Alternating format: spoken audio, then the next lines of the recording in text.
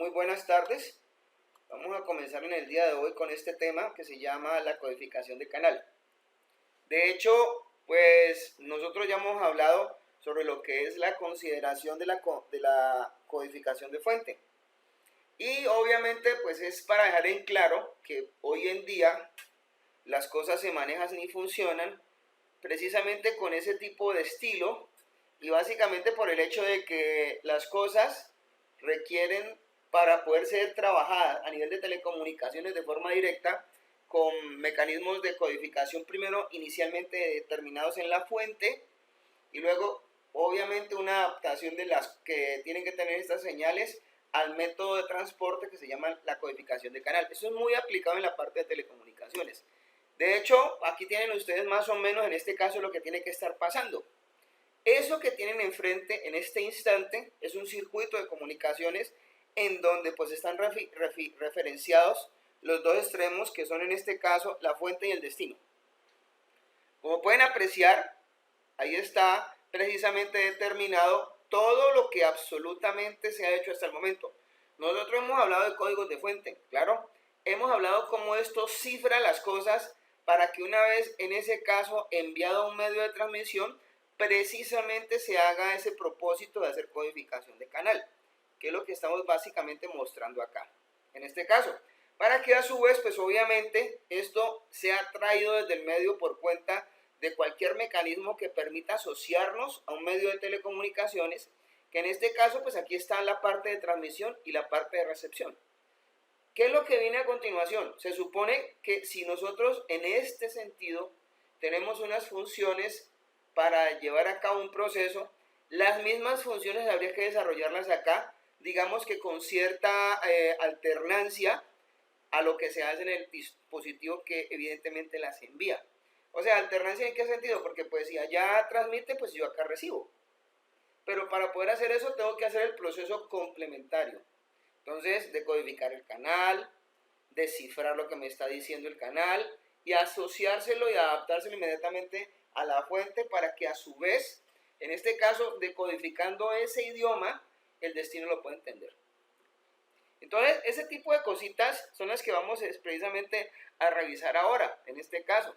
¿Por qué? Porque pues obviamente, cuando ya estamos hablando de un canal, nosotros desde que estuvimos hablando del concepto de los límites de Shannon, de los teoremas de Hartley, de todas estas cosas que están asociadas a los medios de comunicación, pues estamos encontrando que en esto se asocia o se determina un procedimientos normales de la vida normal, de la vida real. ¿Qué es? Pues que esta es la realidad y allí vamos a encontrar una cosa que se llama ruido. Y obviamente pues decir ruido es algo muy agreste, porque es que el ruido no es una sola cosa. Lo que uno puede entender como ingeniero por ruido es cualquier cosa que lo perturbe. De hecho, para nosotros el ruido es una sola de ellas. Y en ese caso vamos a encontrar muchas clases de, digamos que, perturbaciones que pueden afectar una señal en la parte de telecomunicaciones o cuando esta misma señal siendo digitalizada se transporta. Entonces, nosotros nos vamos a ver abocados de que la señal se vea expuesta a qué clase de cosas, a los ruidos. De hecho, ya sabemos considerar y trabajar con un ruido. El ruido siempre está presente. Cualquiera que les pregunte a ustedes ya les tienen que decir, no, es que ruido siempre va a haber. Queramos o no queramos, ruido siempre va a haber. Interferencia, ya eso es otra situación, porque si las interferencias son caracterizadas o manejadas desde un punto de vista, digamos, preventivo, uno puede especificar allí algunos filtros, en ese caso. En cuanto a lo que son las distorsiones y las atenuaciones, eso también son básicamente cosas que se tienen que considerar y prever en el manejo de un medio de transmisión.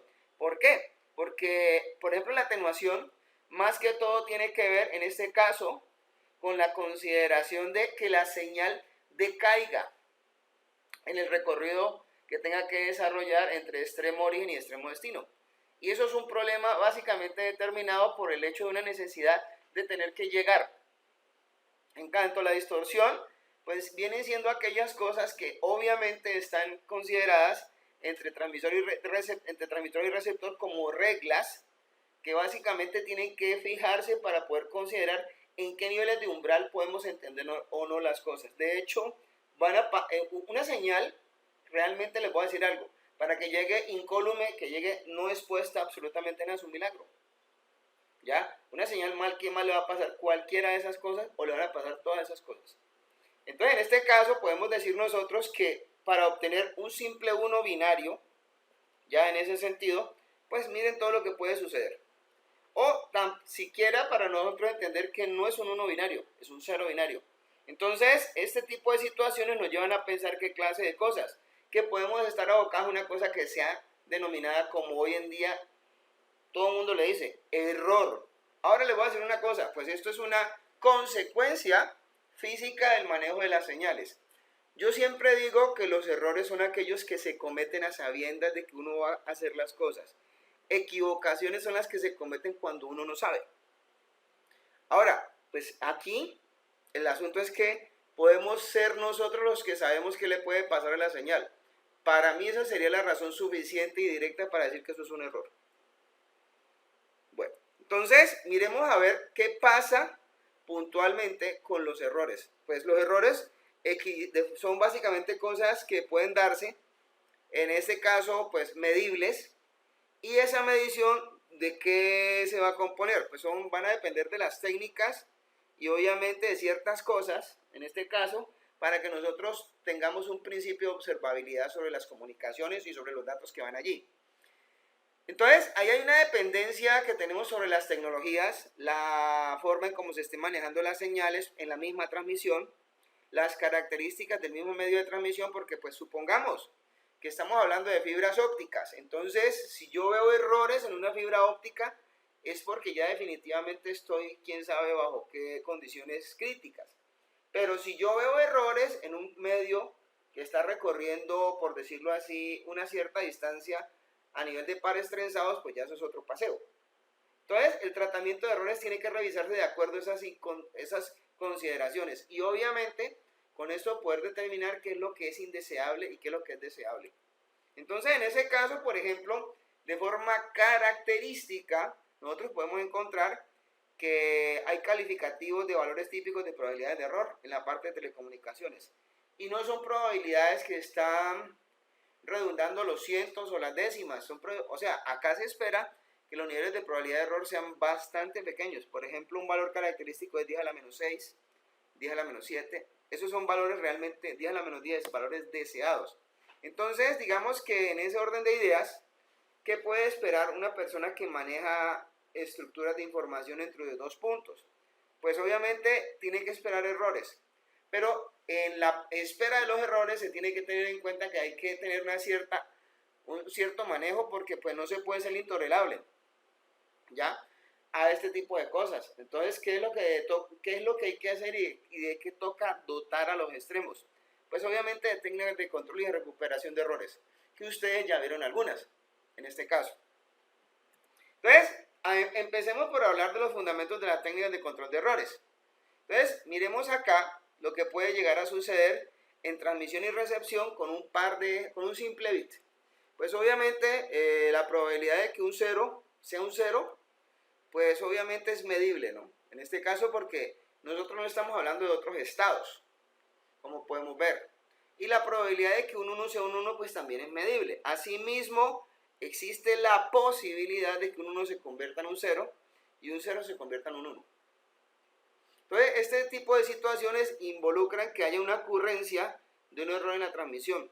Y obviamente eso se va a determinar siempre en el extremo receptor, por el mensaje recibido. Bueno, miremos cómo se protege la información.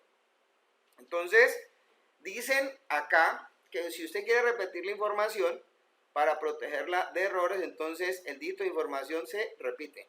Y eso lo pudimos considerar nosotros cuando estuvimos, entre tanto, definiendo los conceptos de Hamming, para que se acuerden. Y obviamente determinando de que es necesaria la redundancia. O sea, ¿por qué se repite tanto una cosa? Porque es bueno que de pronto, en ese sentido, se determine que la repetición protege la información contra errores. Entonces, repetir no es malo. En ciertos sentidos, que moleste, sí, claro. Lo que pasa es que aquí no estamos hablando de comunicaciones humanas. Estamos hablando de comunicaciones electrónicas, en donde esto ya es necesario. Entonces, por ejemplo, ahí pueden ustedes encontrar un par de situaciones en las cuales pues comenzamos a encontrar que pues hay que tener en cuenta de que el bit de información no se manda solito. A él se le manda acompañado precisamente de unos bits que se denominan bits de chequeo, bits de redundancia. Esos son como sus guardaespaldas, recuerden ustedes eso, en este caso. Entonces esas posibilidades van a involucrar el hecho de que existan ciertas alternancias en los posibles resultados en la llegada. Entonces, ¿por qué? Porque es que eso puede pasar. Entonces, convencionalmente, hoy en día los sistemas de recuperación y de verificación de integridad de información están constantemente dándose cuenta de cómo está la estructura de los datos a nivel de redundancia. Entonces, probablemente van a haber ventanas en las cuales estos mecanismos detecten errores simples. Como también pueden haber mecanismos que más adelante vamos a ver que pueden detectar errores un poco más complejos. Entonces, cuando estamos hablando de códigos, nosotros podemos detectar errores simples ante errores dobles que se cometen normalmente en el receptor. En este caso, o sea, probablemente es más, o sea, ¿cuál es la iniciativa? La iniciativa es que nosotros podamos considerar la detección de errores simples siempre que se pueda, porque es que entre más granular la cosa, diría yo en este caso, muchísimo mejor. Digamos que manteniendo la misma estela de cosas, la misma filosofía de repetir las cosas, entonces el bit de información seguimos diciendo que se repite dos veces. Ahí tenemos en este caso un bit de información con dos bits de redundancia. Y entonces aquí estamos encontrando pues que las posibilidades que podemos llegar a ver son mucho mayores en este caso. ¿Ya? Considerando de que puede haber errores simples, errores dobles o errores triples. Eso ya va de acuerdo a los niveles de redundancia. ¿Tienen alguna pregunta? Bueno, entonces sigamos. Entonces, eso va a involucrar que de pronto estemos representando un simple 0 o un simple 1. Entonces, ¿qué es lo que vamos a encontrar nosotros? Pues vamos a encontrar con esto la posibilidad de construir códigos que permiten corregir errores simples, en este caso. Obviamente, pues esas situaciones son las que vamos a encontrar nosotros en el manejo precisamente de las estructuras de datos. Obviamente también nos vamos a dar cuenta de que hay palabras que de pronto se determinan o no se distinguen aplicadas a ciertas cosas, porque pues sus bits de redundancia ya estaban definidos. De hecho, uno puede hablar de palabras que específicamente indiquen unas ciertas marcas en la construcción de los datos. A esas palabras le vamos a decir palabras separadoras. Bueno, entonces, ¿cuál es la conclusión más fuerte de esto? A la que hemos llegado. Pues esta conclusión no es nueva. Esta conclusión ya la conocemos y ya desde hace rato. ¿Por qué? Porque estamos considerando de que para poder que nosotros tengamos en cuenta un manejo fiable en una transmisión y tengamos detección y corrección de errores, pues necesitamos hacer una introducción de una cosa que se llama redundancia. Y la introducción de la redundancia ya sabemos nosotros que va de acuerdo a una regla. ¿Está claro hasta ahí? Sí, profe. ¿Alguna pregunta? Profe, una duda.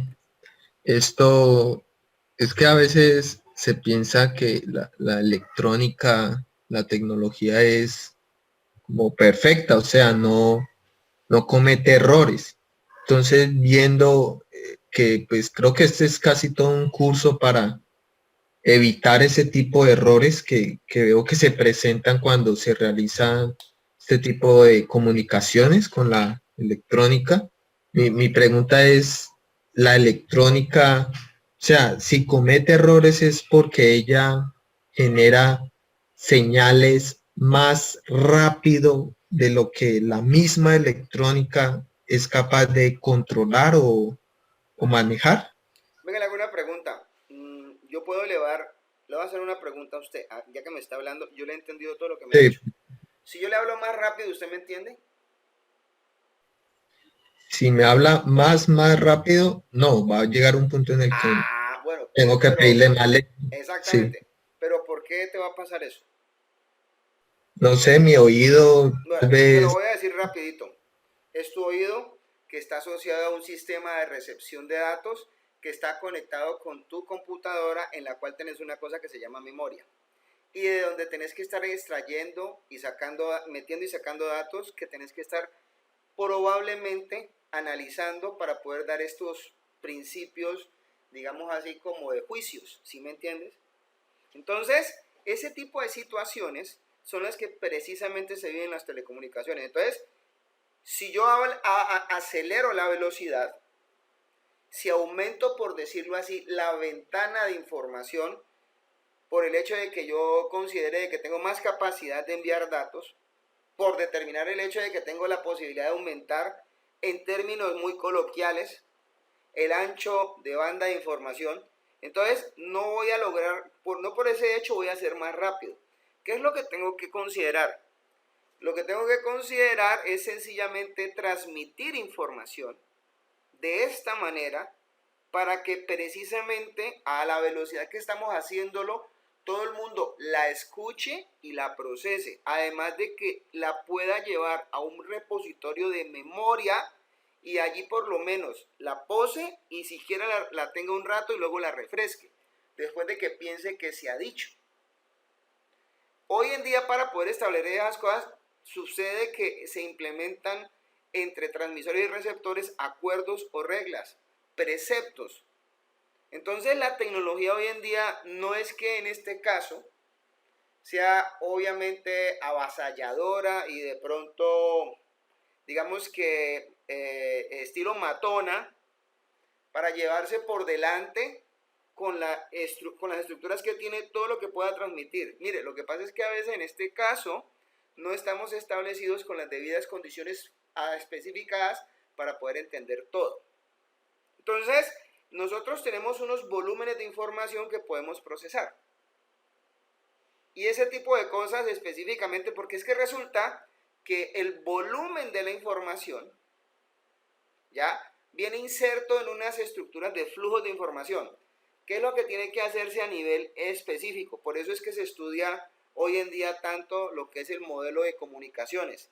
Establecer primero los pilares físicos para que las cosas se conecten. Óigame bien la palabra que estoy usando, cosas. Luego ellas se asocien y establezcan una cosa que se llama enlace de datos. Después de que eso pase, se consideren específicamente unos hosts. Y una vez que eso esté dispuesto, se determine entre ellos unos niveles de aplicación para poder que haya transferencia de información.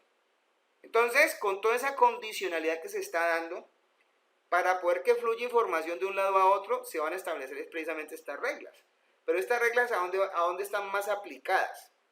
Estas reglas están más aplicadas al hecho de que tengamos que ponerle mucho más cuidado al transporte físico de la información. Porque la interpretativa todo mundo la va a disponer. Todo mundo es capaz de considerar, bueno, yo tomo este video en streaming y lo veo. O lo proceso. O sencillamente toda esta información que estoy escuchando la almaceno y obviamente pues la voy desglosando en la medida en que mi habilidad, mi velocidad lo permita. Lo que no se puede hacer en este caso es llegar y decir, por ejemplo, supongamos que yo soy el que está hablando, entonces hablar a 1000 y ustedes hablen a 10. Supongamos, eso es una situación irrisoria y hasta de pronto de mal gusto, porque aquí de lo que se entiende en este caso es que nosotros seamos unos comunicadores natos y unos ruteadores natos. ¿Qué quiere decir eso? Que tenemos que nacer precisamente con eso en las venas, de poder transmitir lo que precisamente buscamos como soluciones de las cosas y poder expresar con los niveles de claridad que en este caso tengamos. Ahora, para poder hacer todo eso, ¿qué se necesita? Mover información. Entonces, si es posible que o sea, lo que pasa es que eso también lo va dando pues puntualmente el exponerse a estas cosas, en este caso. Entonces, digamos que pueden haber momentos en los cuales uno meta redundancia en la información, pero hay momentos en los cuales es que las cosas van muy directas.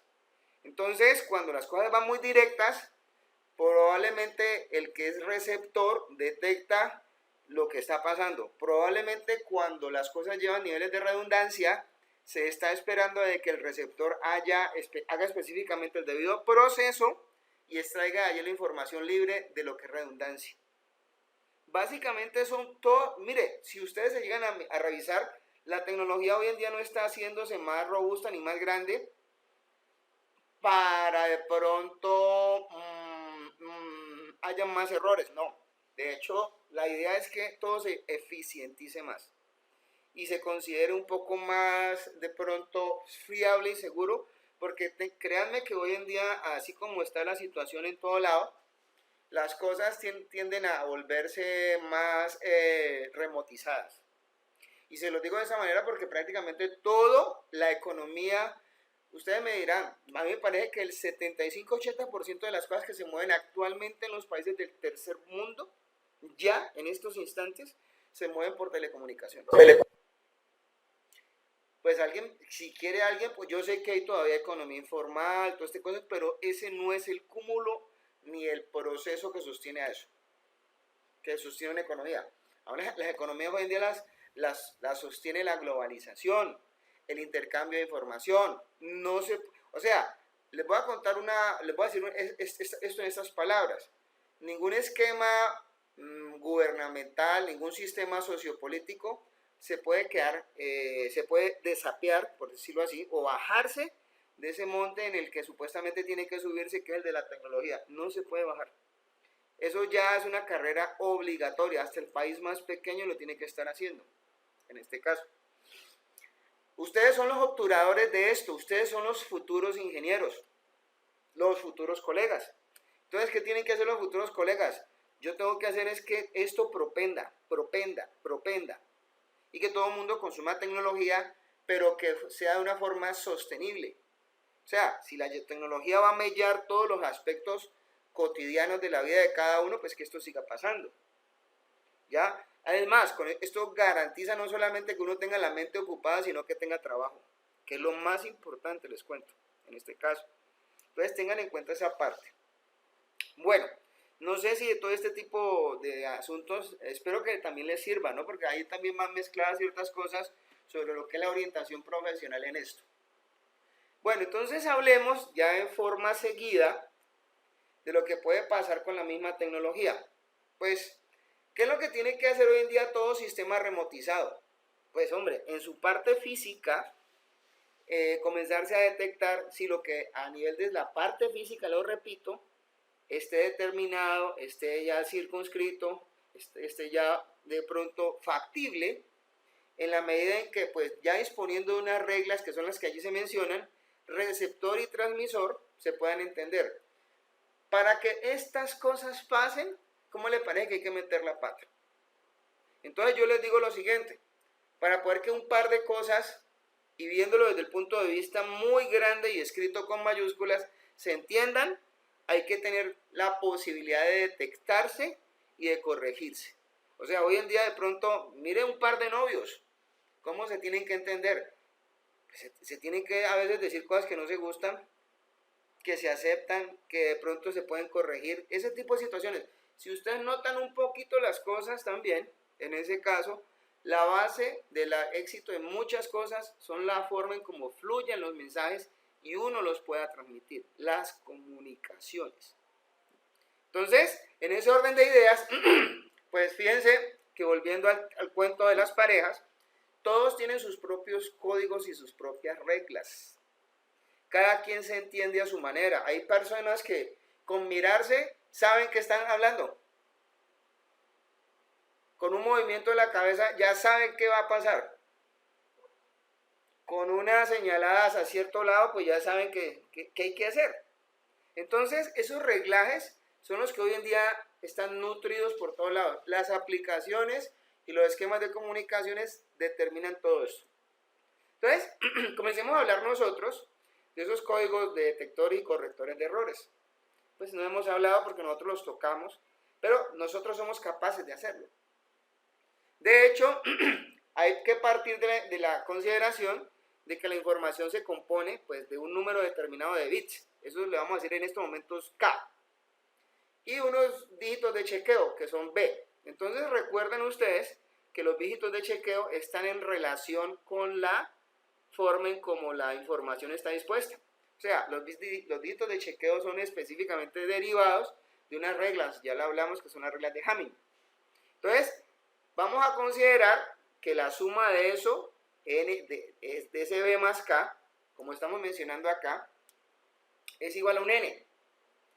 Nosotros podemos hablar de que dentro del código podemos considerar una cantidad específica de palabras, que en este caso van a determinarse por la longitud del número de bits de información.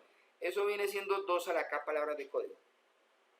Entonces, ¿qué tenemos nosotros realmente? Pues nosotros tenemos realmente 2 a la n palabras totales, en este caso. Y tenemos 2 a la n menos 2 a la k palabras separadoras. Entonces, cuando estamos en modo transmisión y modo recepción, hay que recordar que estamos no solamente enviando información, sino que estamos enviando redundancia. Entonces, cuando en este caso enviamos información más palabras separadoras, estamos encontrando de que el proceso de las comunicaciones está teniendo éxito. Esto que está aquí rojito son las palabras de código, pero esto que está aquí en cuadritos azules son las palabras separadoras. Este es el proceso que puntualmente se queda determinándose con esta parte. ¿Sí quedaron claros? Bueno, entonces miremos lo que es un espacio de codificación. ¿A qué se le define esto? Entonces, un espacio de codificación, porque es que nosotros vamos a ver esto aplicado a señales y a modulaciones digitales, por eso es que estamos hablando de esto. Y preparando esto para el resto de cursos, porque esa es la realidad. Ahí es que se va a aplicar esto. Entonces, el espacio de codificación, ¿qué es? Es un espacio compuesto por unas n dimensiones, donde específicamente y puntualmente cada cosa ocupa un lugar en el espacio. Y esas palabras son representadas por unas cosas que les vamos a definir de aquí en adelante, les vamos a decir de aquí en adelante puntos. Entonces, por ejemplo, aquí yo tengo lo que es un valor binario, 0 y 1. ¿Cuántos puntos tengo? 2. 2 a la 1 es igual a 2. Por ejemplo, en este espacio tengo 2 bits. 2 a la n es igual a ¿cuánto? Pues eso es igual a 4. ¿Cuántas posiciones en el espacio o en el plano tengo? Pues tengo 4 posiciones. Tengo esto que se llama cubo. En un espacio tridimensional, yo también puedo hablar de ubicar la información. Pues claro, usted puede pensar en este momento de que usted considere, oiga bien lo que voy a decir el día de hoy, vectorizar la información. O sea, realmente uno piensa a veces en su cabeza que es que la información anda por planos. No, la información puede andar vectorizada, ubicada en el espacio, y déjenme decirle una cosa bien rara, y en el tiempo. ¿Ya?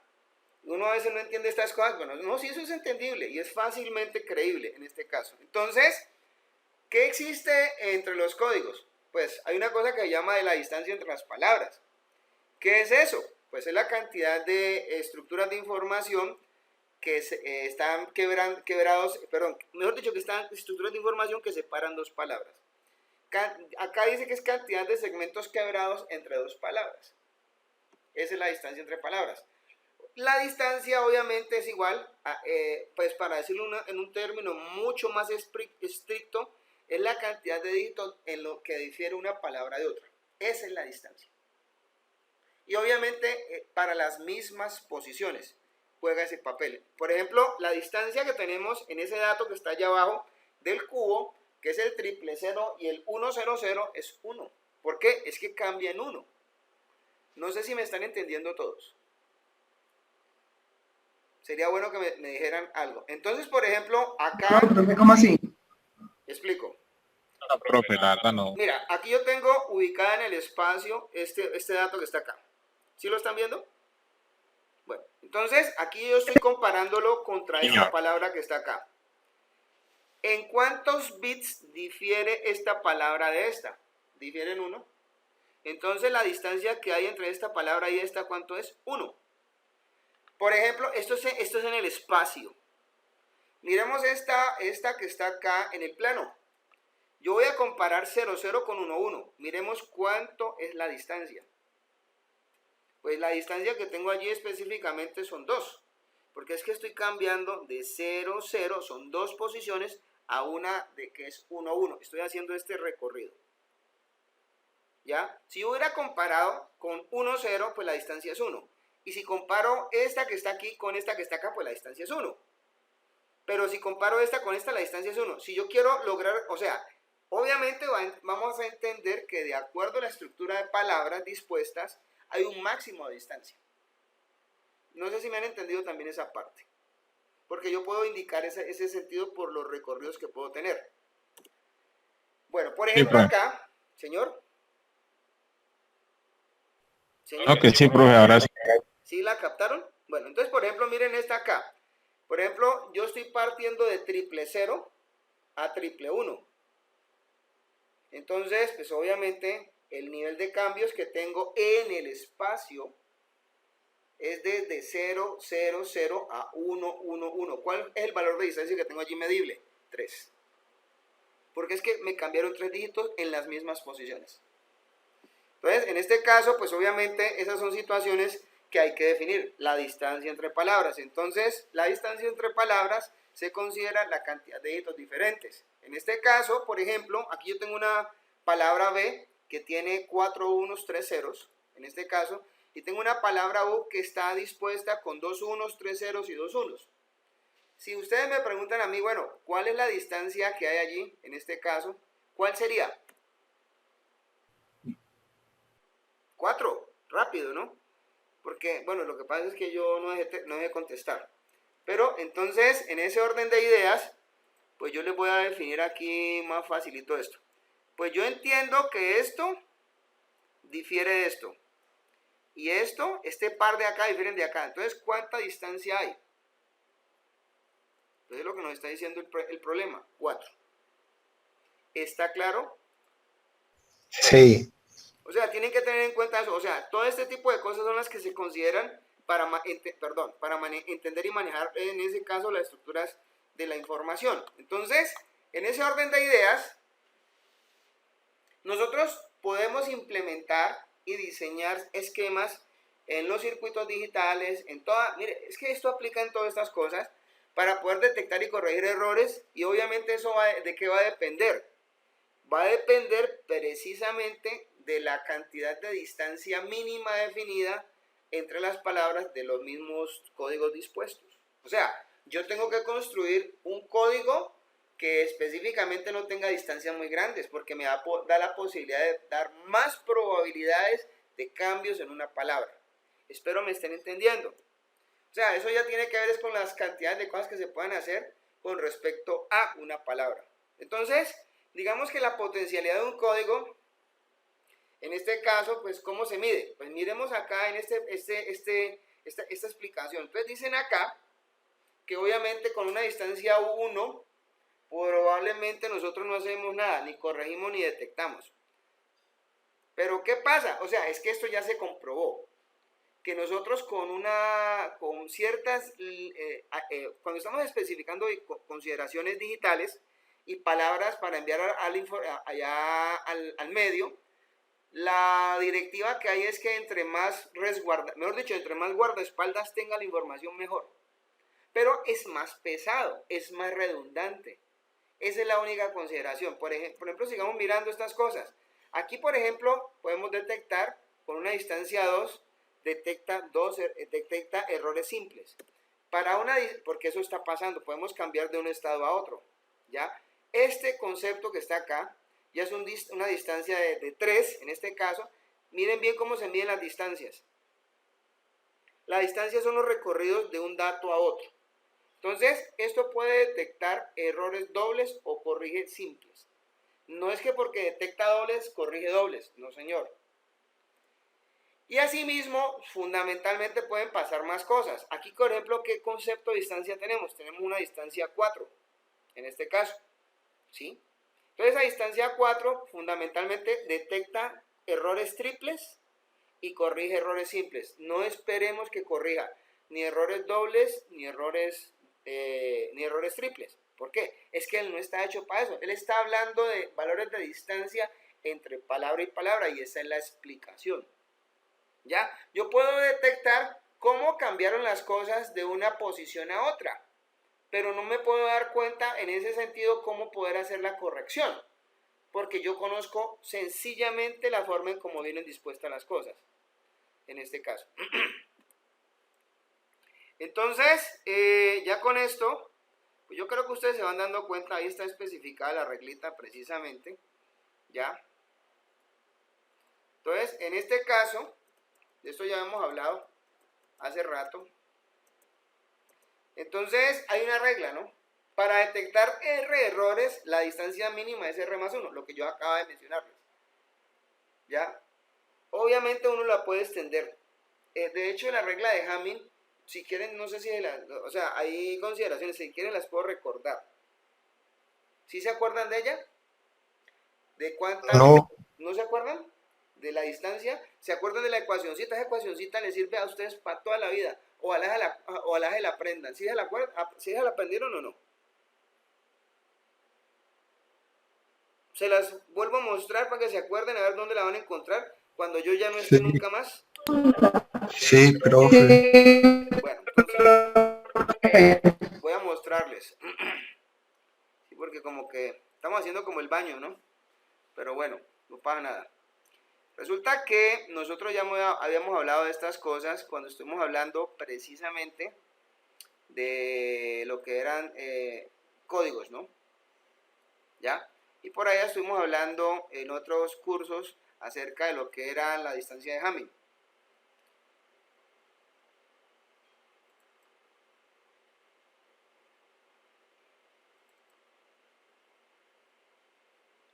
No, acá no estaba esto.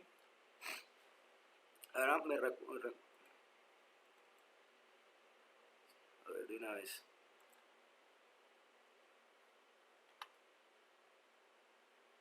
Esta no está acá. Entonces yo tengo que, para considerar la redundancia en una palabra, yo voy a considerar, de acuerdo a los bits de datos, unos valores de redundancia.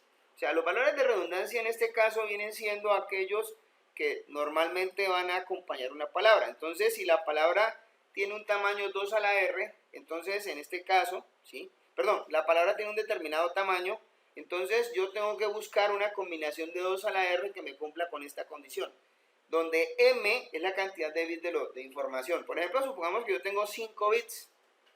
Entonces a mí me preguntan cuántos bits de redundancia son necesarios para que supuestamente yo pueda enviar 5 bits. Entonces empecemos a calcular. Por ejemplo, 2 a la 3, acá es 8. 8 sería 5 más 3, 8 más 1, 9. Pues eso no cumple. Si yo, por ejemplo, le coloco como bit de redundancia 4, entonces 2 a la 4, 16. Entonces, si entonces yo le coloco a M 5 más 4, 9 más 1, 10. 16 sí es mayor o igual que 9. O sea, los bits de redundancia aplicados para 5 bits son 4. Por ejemplo, para 7 pasa exactamente lo mismo. Entonces yo, por ejemplo, pego 7 más 4, 11 y 1, 12. ¿Cuánto es 2 a la 4? 16. Entonces aguanta. Y así sucesivamente. De hecho, esto tiene una tablita en la cual, por ejemplo, en este caso, podemos mencionar de forma resumida eso cómo pasa. Por ejemplo, necesario para un solo bit, 2 bits de redundancia. Para 2, 3 bits de redundancia. Para 3, 3 bits de redundancia. Para 4, 3 bits de redundancia. Para 5 ya no sirven, en este caso 3, sirven 4. Como para 6 sirven 4, para 7 sirven 4. Espero que hayan entendido esa parte, ¿no? En este caso. ¿Listo? Entonces, mirando esta parte, podemos ya considerar nosotros que de dónde como más o menos van saliendo todo este tipo de situaciones. Para poder considerar nosotros, en este caso, la distancia. ¿Ya? En ese orden de ideas. Entonces, por ejemplo, ese es el límite de Hamming precisamente. ¿Ya? Entonces, eso es lo que estamos precisamente denotando.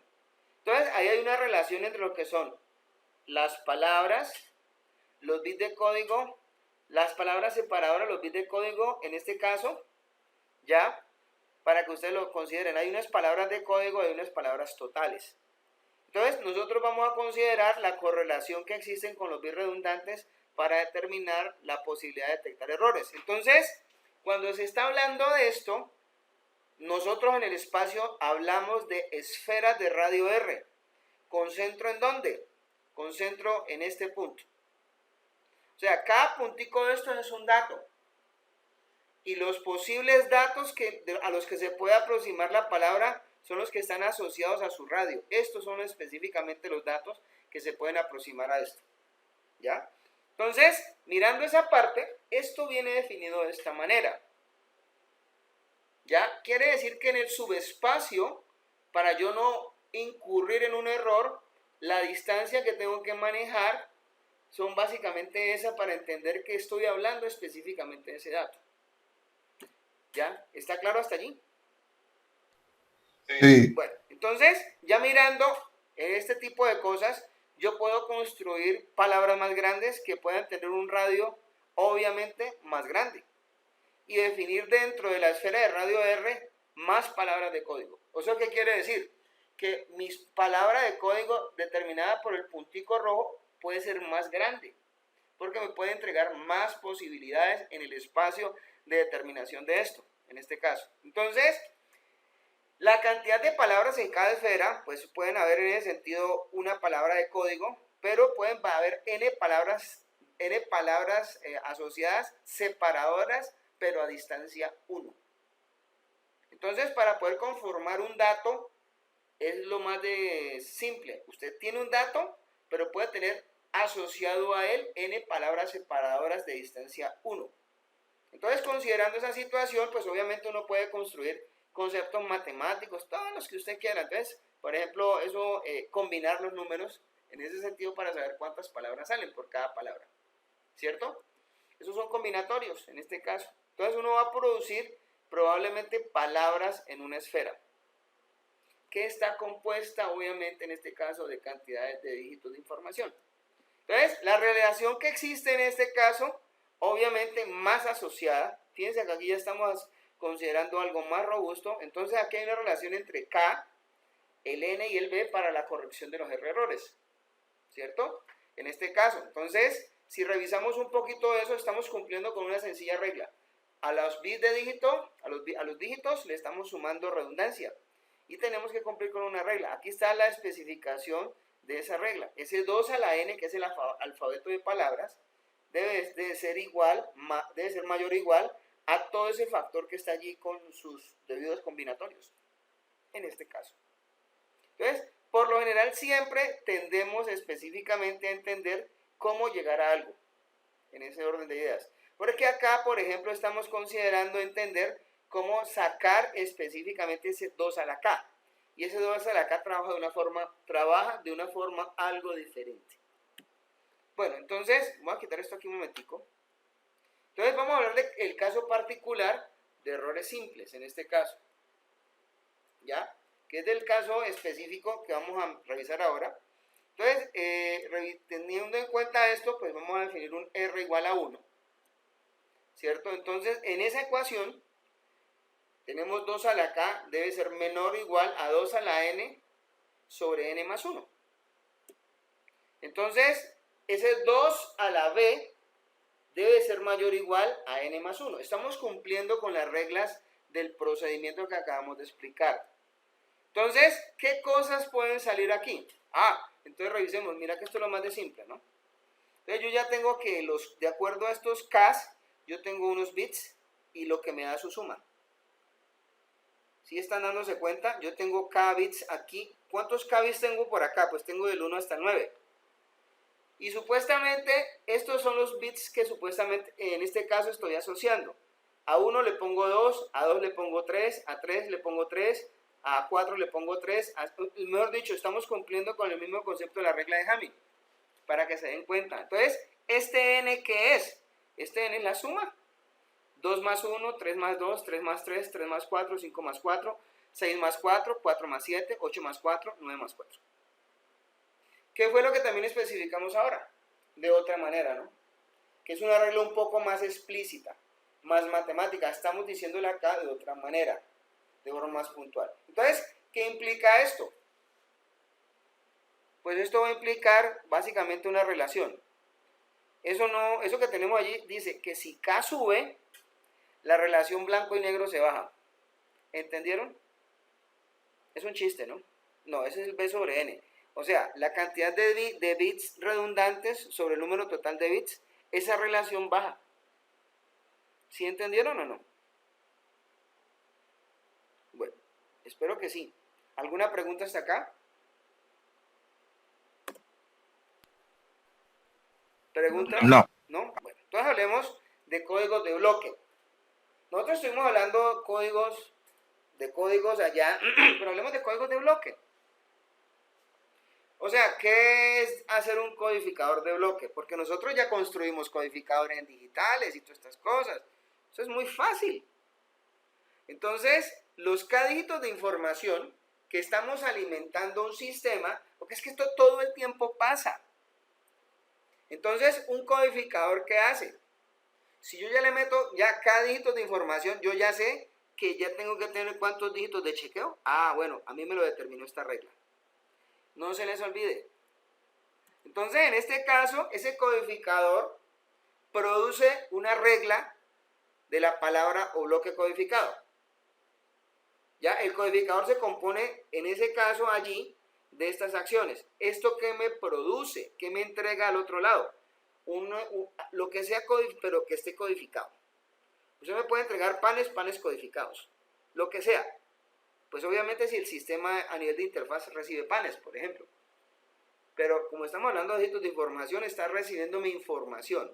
Entonces, lo que está al otro extremo de ese codificador tiene que cumplir con una regla. Si esa regla no se cumple en el extremo transmisor y no se cumple en el extremo receptor, no tenemos nada. Eso es lo que estamos haciendo hoy en día. Parificando las cosas entre extremos para poder que obviamente la información fluya, porque si no, nada podría entenderse. Nada se puede entender. Entonces, los códigos de paridad, por ejemplo, ellos hablan supuestamente sobre la cantidad de unos en la palabra que sea par. Entonces, por ejemplo, recordemos que cuando el número de unos en una palabra era par, le poníamos un 0. Cuando el número de uno en una palabra era impar, pues le poníamos un 1. ¿Y qué se supone que tenía que pasar con eso? Pues obviamente en este caso hacíamos cositas. ¿Qué cositas? Pues comprobamos que fundamentalmente emparejando una cosa con otra, eso tenía que darnos a nosotros unos valores específicos que esperar para determinar si había un error o no. Y también recordemos la suma en módulo 2. La suma en módulo 2 es la misma que, como que la SOR, ¿no? En este caso, que a mí me considera de que me permite salidas en alto solo cuando una de las dos entradas es diferente. Cuando ambas entradas son iguales, me permite salidas en bajo. ¿Queda claro eso?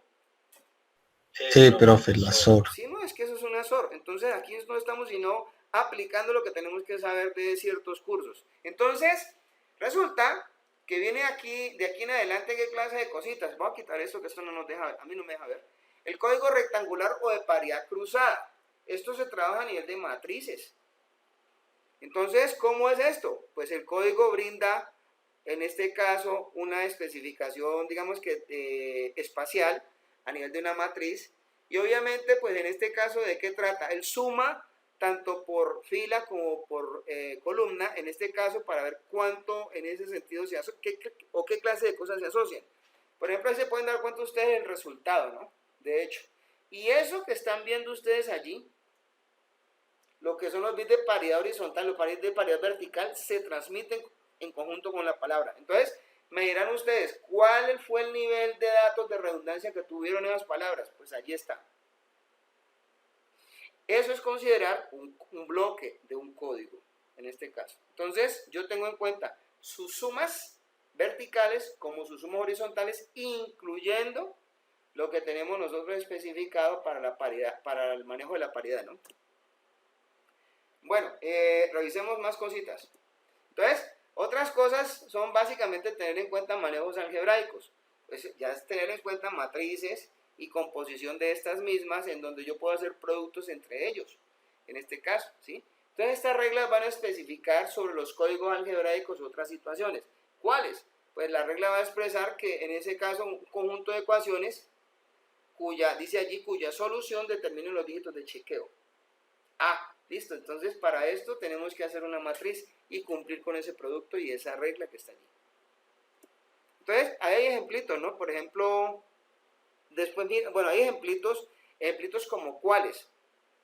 Lo que pasa es que yo no lo cité acá, pero yo lo voy a citar al final. Más bien hablemos en este momento de esos códigos algebraicos para la corrección de errores simples, en este caso. Pero ejemplos de estos hay cuáles, por ejemplo. Miren, los mismos errores, o sea, supóngase que usted está considerando de esta misma matriz que está acá, en este caso, ¿cierto?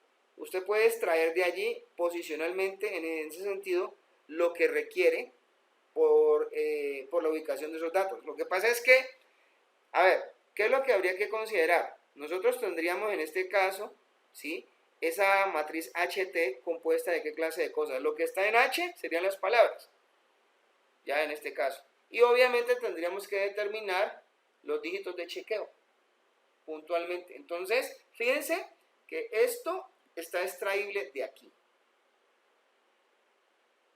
en esta cosa, para construir precisamente ese T, como para revisar un poquito más rápido esto, para poder pasar a más temas.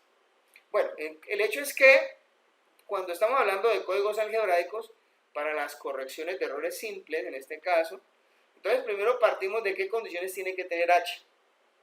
O sea, yo no puedo sacar cualquier matriz.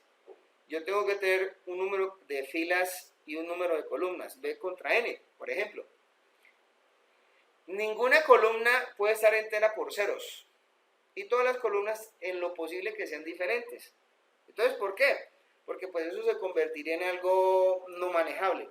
Los dígitos de chequeo, por ejemplo, en las posiciones de las columnas que contengan un único 1, en este caso. Son condiciones especificadas para este tipo de mecanismos. De hecho, en este caso, supongamos que uno tiene una palabra recibida en el receptor. En esa palabra uno ¿qué tiene que determinar? Esto precisamente. ¿Ya? Entonces tenemos que hacer cumplir ciertas cosas. Cuando yo, con el procedimiento matemático aplicado, determino de que esa relación matemática me da 0, ¿sí?, esa composición algebraica, entonces yo digo no hay errores detectados. Eso es básicamente una de las realidades de esto en este caso. Entonces, pero si encontramos errores, y ese error lo vamos a tener que considerar y lo podemos detectar y hasta corregirlo según la redundancia del código. O sea, básicamente ese producto nos permite encontrar a nosotros varias cosas. Entonces, con base en esto vamos a aplicar algunas cosas. Por ejemplo, allí definen que ese R que está considerándose allí con la palabra recibida va a ser igual a un T más un término E. Que obviamente ese producto H.R, en este caso, ¿sí?, mirándolo desde el punto de vista muy matemático, tiene que cumplir con ciertas condiciones. Como por ejemplo, que eso que tenemos en cuenta allí, en este caso, que ese H debe ser igual también a ese producto que tenemos allí montado, de ese T más ese E. Y tiene que cumplir específicamente esa condicionalidad de ser igual a H.E, en este caso. Y obviamente pues eso sería específicamente uno de los resultados que estaremos buscando. ¿Qué sale de allí? Esa S es lo que se considera acá una de esas denominadas matrices síndrome, que son distintivas obviamente en este caso de la consideración de poder ubicar un error en los códigos correctores. Entonces, en este sentido pues tenemos, digamos que pues obviamente disposiciones de poder trabajar esto. Existen otros códigos, fundamentalmente, que son los códigos cíclicos, que son una subclase de los códigos algebraicos. Pero estos son bien particulares para ustedes. ¿Por qué? Primero, ellos tienen definido una posible capacidad de detectar o de corregir errores según el nivel de redundancia. Valga la aclaración. O sea, son más o menos similares a los anteriores. Tienen un nivel de eficiencia en la detección, pero para manejo de ráfagas de errores, pues también se prestan para lo que es el manejo de la información a nivel de codificación y decodificación, y consecuente a todo esto, pero de una forma muy, digamos que hábil, podríamos decir nosotros, su constitución está determinada por, o mejor dicho, su caracterización está determinada por un polinomio generador que tiene un cierto grado. En este caso ese grado lo vamos a definir como el grado B. ¿Ya? Bueno. Entonces, con esto, básicamente, por ejemplo, podemos hacer mostrar o hablar acerca de él. Supongamos ese código, esa representación polinómica.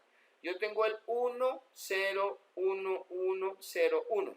Entonces, cada nivel de 1 o cada posición binaria me involucra un valor polinómico. ¿Eso qué quiere decir? Por ejemplo, si lo tomo como lo leemos todos, o sea, de izquierda a derecha, y le damos el peso de mínimo de bit menos significativo a la derecha y más significativo a la izquierda, quiere decir que el primer 1 de la derecha es el 1, o sea, el x a la 0. El 0 siguiente, en este caso, de derecha a izquierda, es x a la 1. Por eso entonces no aparecería en ese polinomio.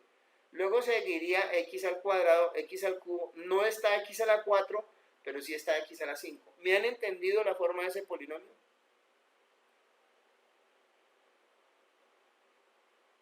¿Tienen alguna pregunta? O sea, se discriminan lo que esté en cero. No es que se discrimine, no se coloca lo que representa a nivel posicional de potencia. O sea, ¿qué quiere decir?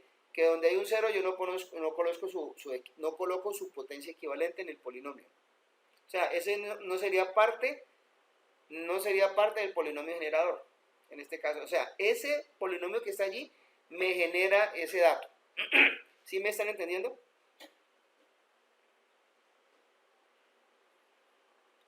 Listo, profe, gracias. Entonces, ¿qué quiere decir esto? Pues obviamente indica que hay una secuencia de dígitos de información y que tenemos también una palabra codificada. Ahí tenemos eso a nivel de funciones. Entonces, ¿cuál es la regla del código cíclico? Dice que toda palabra del código es divisible sin residuo entre el polinomio generador.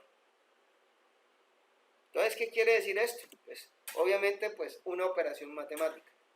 Entonces, ¿qué tenemos que hacer nosotros acá? Pues producir la matemática de esto, que es agregar una cantidad de ceros a la secuencia de información para que pues se compagine la una con la otra.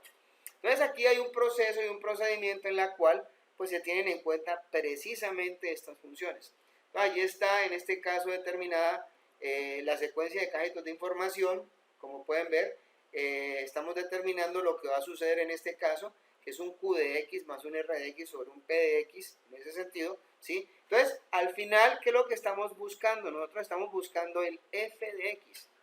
El procedimiento es todo este. O sea, primero se agregan unos bits, en este caso, se producen ciertas cosas, pero al final, ¿nosotros qué buscamos? Buscamos es la palabra codificada. La palabra codificada se compone realmente por este G de X, en este caso, por estos bits agregados y por el residuo. ¿Ya? Eso es básicamente lo que estamos buscando. Más ejemplos. O sea, hay que particularmente hacer más ejemplos. O sea, lo que toca hacer acá es determinar, en este caso, como repito, algunas cosas matemáticas. Yo les voy a pasar a ustedes un taller de esto para que lo revisemos. Tenemos unas propiedades también aplicadas en los códigos cíclicos, ¿cierto? Tenemos un P de X, que es cierto. Bueno, mejor dicho, tenemos funciones. O sea, en este caso, posiblemente vamos a tener consideraciones matemáticas en donde tengamos que tener en cuenta el balance de estas mismas ecuaciones, como cuáles, el hecho de que podamos sacar un simple factor común, ¿cierto? Entonces, por ejemplo, en los códigos es bien importante esto. ¿Por qué?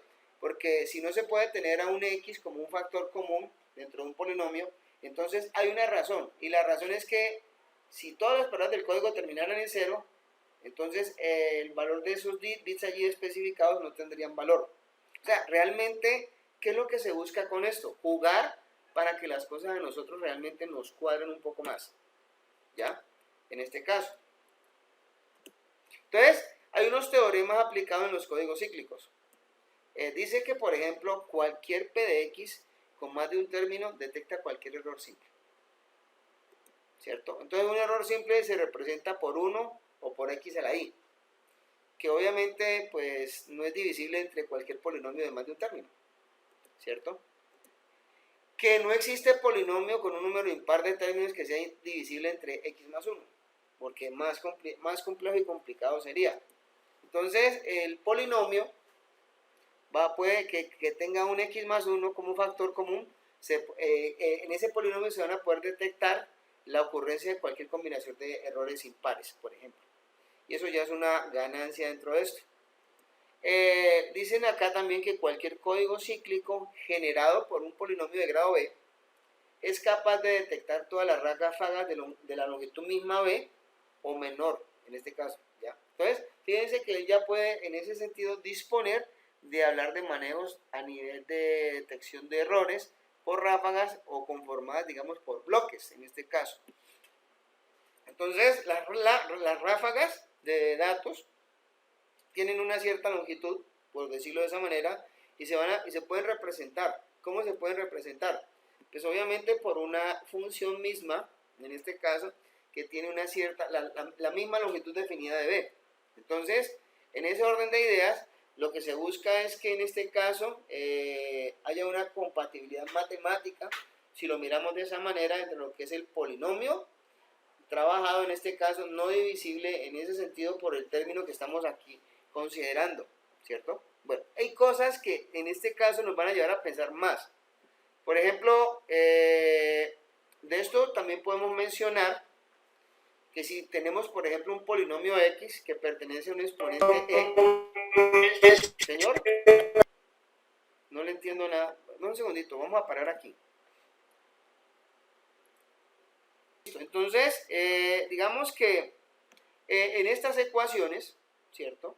O sea, lo que estamos hablando es de manejar con estructuras algebraicas códigos, ¿cierto? Entonces, nosotros podemos reemplazar los exponentes de esto por los términos que específicamente queremos nosotros tratar. Por ejemplo, acá estamos montando en la idea de que si p de x pertenece a un exponente e determinado, si ese es el menor entero positivo para el cual x a la e más 1 es divisible por p de x, ahora el polinomio sí es divisible por p de x, entonces podemos tener un código cíclico generado por el mismo p de x, que es capaz de una vez de hacer la detección de errores simples y dobles. En este caso, ¿pero con qué condición?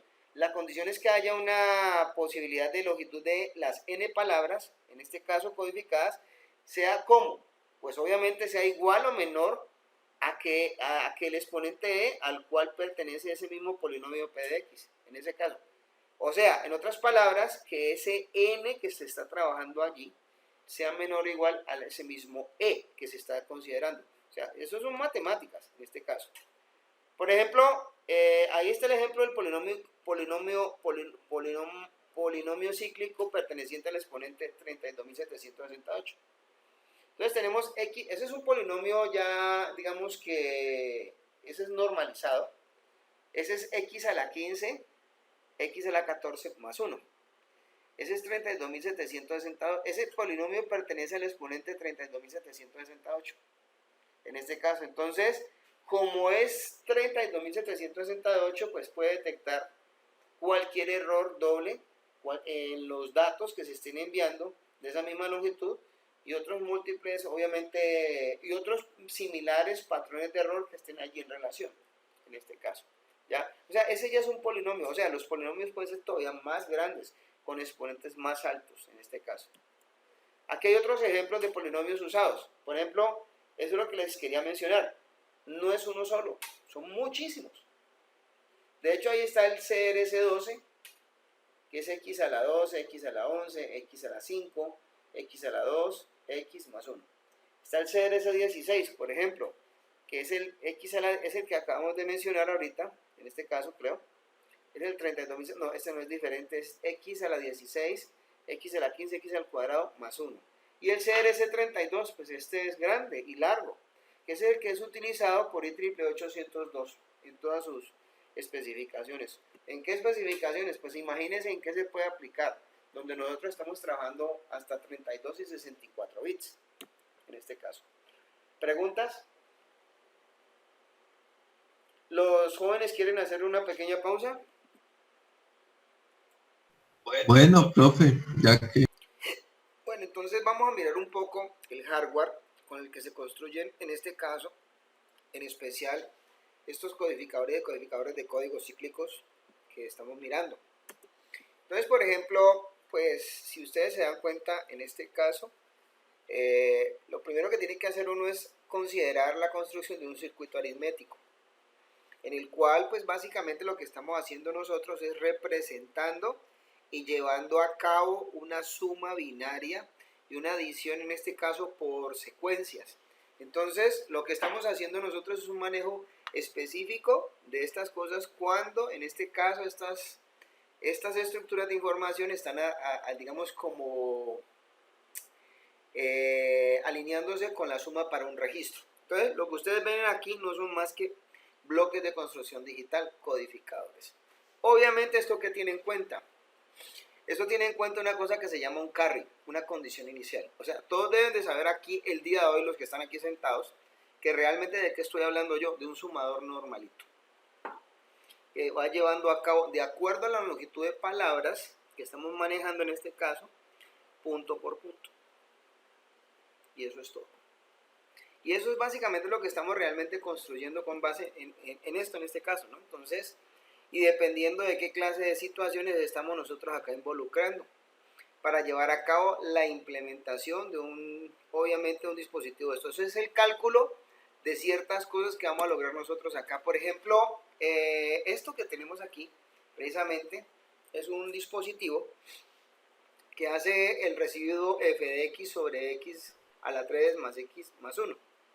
Entonces ahí tienen supuestamente 3 dígitos que a lo sumo el mínimo nivel es de grado 2, en este caso. Entonces, si pueden darse cuenta ustedes, la función que se está considerando allí es f de x igual, por ejemplo, de x a la 6, x a la 5, x a la 4, x a la 2, x y 1. Entonces, como quien dice, nosotros qué datos tenemos. Nosotros tenemos un dato de 7 bits.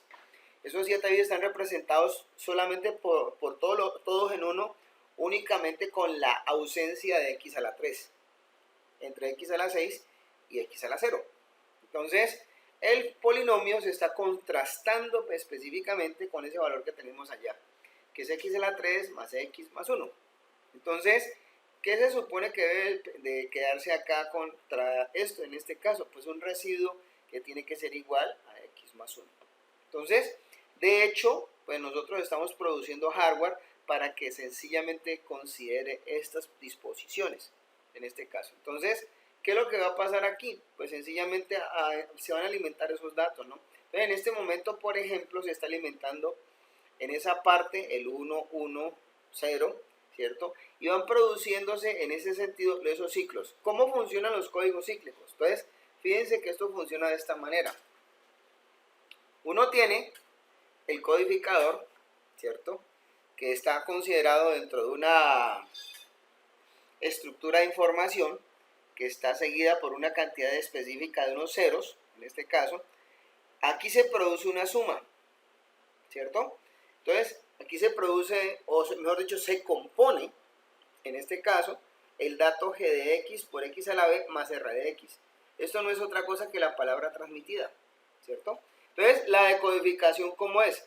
La decodificación es haciendo complementos, en este caso, para separar específicamente el residuo, y no es más. Entonces, fíjense que como sencillamente conclusión de esto, para ir cerrando y pasar a otro tema, pues vamos a caracterizar siempre a lo que tenemos aquí desarrollado, de que todos los polinomios que estamos trabajando van a representar palabras digitales y están determinados todos por un grado B. Ellos pueden básicamente especificarse aquí para detectar o corregir errores, o las dos cosas al tiempo, ¿ya? Y obviamente esto es bueno porque, o son digamos que útiles en la medida de que ellos son eficientes para la detección de errores en ráfagas, y además porque la implementación a nivel de hardware pues es sencilla, es simple, ¿no? Porque pues con simples registros y con simples, digámoslo así, con puertas como la SOR, en este caso podemos llegar a su implementación. Bueno, hay otros códigos acá como para mencionar, por ejemplo, hay un código que se llama el código Golai, ¿cierto? Eso es un código binario que se considera acá que tiene una distancia mínima de 7, Entonces, ese código, por ejemplo, de por sí el Golai, es capaz de corregir errores triples y detectar hasta 6 errores en las palabras de los códigos, en este caso, ¿ya? Entonces, él tiene una estructura, ¿no? Entonces, allí habla, por ejemplo, de que si es 2312 tiene una distancia mínima de 7, en este caso, ¿ya? Bueno, ahí hay otras cosas en este caso. Por ejemplo, uno puede hablar de un Golai extendido, que ese es un código que es 2412, no es como el de acá 2312, sino 2412. La distancia mínima es 8 y entonces es capaz de manejar también errores triples, pero detectar en este caso, a diferencia del de acá, no 6 errores en palabras de código, sino 7 palabras. Hay otros, por ejemplo, el BCH, que es un código que está determinado así en razón a quienes lo determinaron, que son los señores Voss, Chadjuri y Horkheimer, que básicamente ¿de qué hablaba el código? Pues el código es un código cíclico, sencillamente es un código capaz de corregir múltiples errores. Estos errores pues están caracterizados por el hecho de que maneja una distancia, en este caso la distancia mínima es 2 a la t más 1, y ejemplos de estos códigos, pues de acuerdo a las distancias, pues van a ser muchos. Por ejemplo, uno de ellos es el 15.7. Hay otro que es el 127.64 y el 127.36, que son respectivamente capaces de corregir, por ejemplo, 10 y 15 errores, en este caso. Bueno, estos son conocidos como los Reed-Solomon, que el Reed-Solomon se considera como una variante de lo que es el código de los BCH, pero no binarios. Entonces, ¿cómo operan? Operan con símbolos de bits, cada uno en lugar de bits individuales. O sea, no usan bits atómicos, sino palabras de bits. Y obviamente, pues este se utiliza en la corrección de errores múltiples. No es sencillamente para errores simples, en este caso.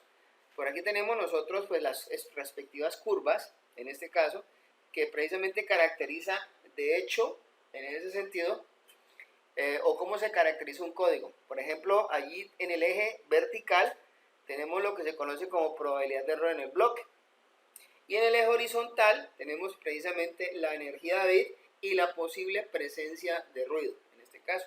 Ahí podemos encontrar nosotros que por estas características nosotros los códigos los podemos en ese sentido medir, ¿cierto? Y obviamente entender que en este caso, pues no por el hecho de tener mucha redundancia, vamos a hacer en ese sentido más eficiente el asunto, o más sencillamente fiable o confiable, por el hecho de poder tener la posibilidad de tener más información redundante. No, eso muchas veces es hasta a veces problemático. Bueno, hay una cosa que está definida dentro de esto, que se considera la ganancia de codificación. ¿Ya? La ganancia de codificación, ¿cuál es? Para que la recuerden un poquito y la tengan siempre presente. Entonces, es un valor medido en dBs, en que obviamente uno puede, en esta recta que está acá, en este caso, en que se puede disminuir el error, la relación E sub B, N sub 0, que tiene que ver con la energía de bit y el ruido en el sistema de codificación. ¿Pero para qué?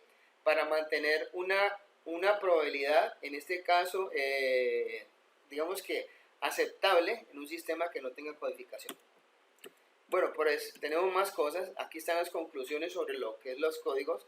En especial, pues un código, la codificación de canal, ¿para qué es? Pues es importante porque en este caso con esto estamos adaptando la información a las condiciones precisamente de los medios de transmisión.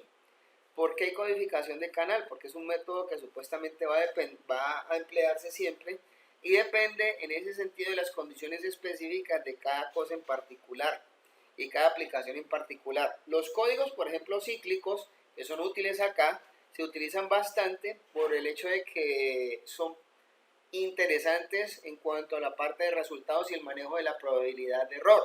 Además de que son de fácil implementación y obviamente son muy eficientes en la detección de errores cuando estos se trabajan en el de ráfagas, en este caso. Entonces, digamos que hasta aquí dejamos esta parte y vamos a pasar a otro tema al respecto. Vamos a hablar sobre los elementos de teoría de la información y con esto, digamos que vamos finalizando el paso de esta situación para pasar a lo que son comunicaciones más desde el punto de vista digital. Entonces, pues esta parte, ¿de qué trata? Pues involucra, el hecho es, primero que todo, los insta a ustedes a recordar qué es ruido.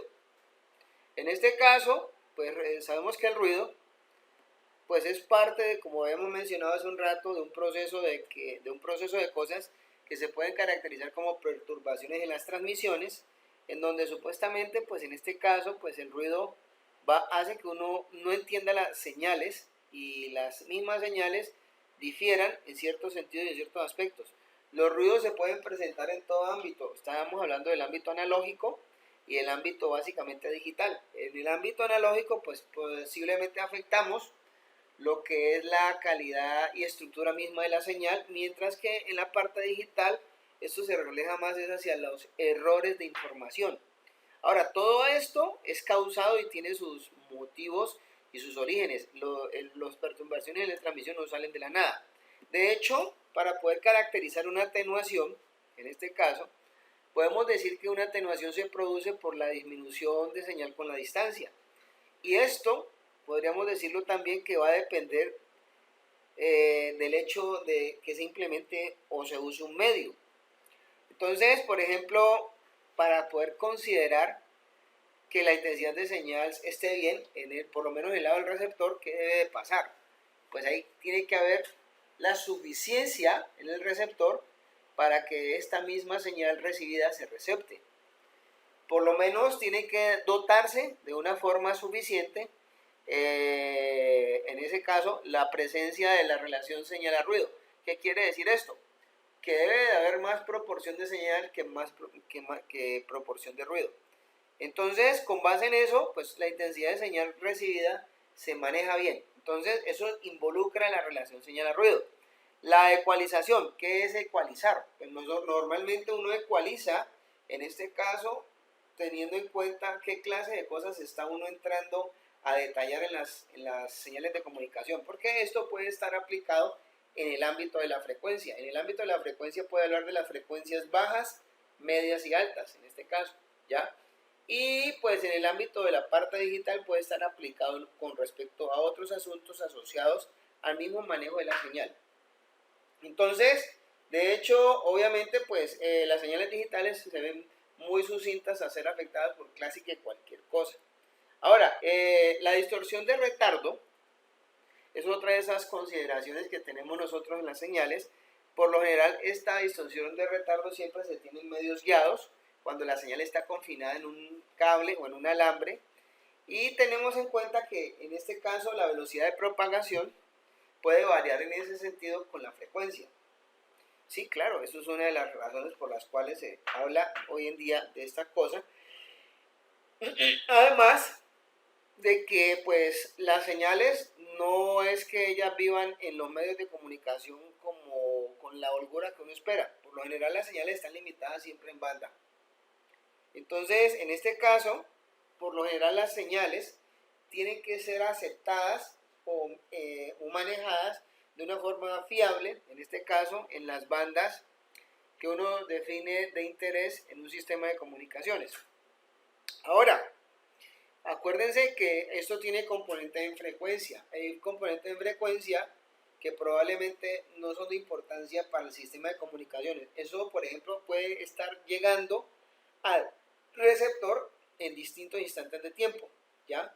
Entonces, las que son de interés se traen y obviamente pues se filtran, pero hay otras que definitivamente no son del interés del mismo dispositivo receptor. Entonces, por ejemplo, también está, en este caso, ¿sí?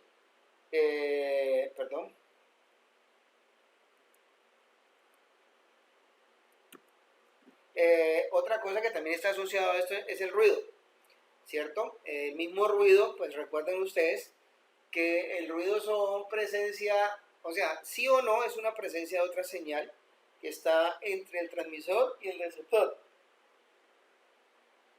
El ruido que uno pues suele medir en este caso está asociado a la temperatura y obviamente pues se puede hablar de ruido térmico, que es la agitación térmica de electrones dentro de un material. Entonces, que por lo general uno piensa que este ruido térmico aumenta, en este caso de forma lineal, cuando se relaciona con la temperatura absoluta.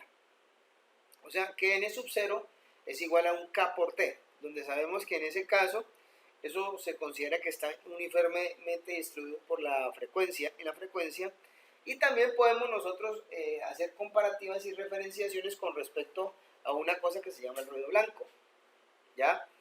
Hay otras cosas como se llaman la intermodulación, ¿ya? ¿Qué es la intermodulación? Pues son las señales que son suma y resta de las frecuencias originales y de realmente sus múltiplos. Entonces, en este caso, pues digamos que esas situaciones posiblemente se presten o se den por la falta de linealidad de los mismos sistemas.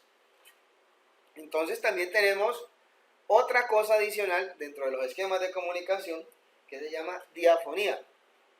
O sea, ¿qué es la diafonía? La diafonía es cuando usamos realmente un medio, un par, en este caso, un medio que está definido con pares y en donde esos pares representan un hilo transmisión y el otro recepción. Entonces, probablemente cuando el medio no ha sido tratado de la mejor manera se dé la inserción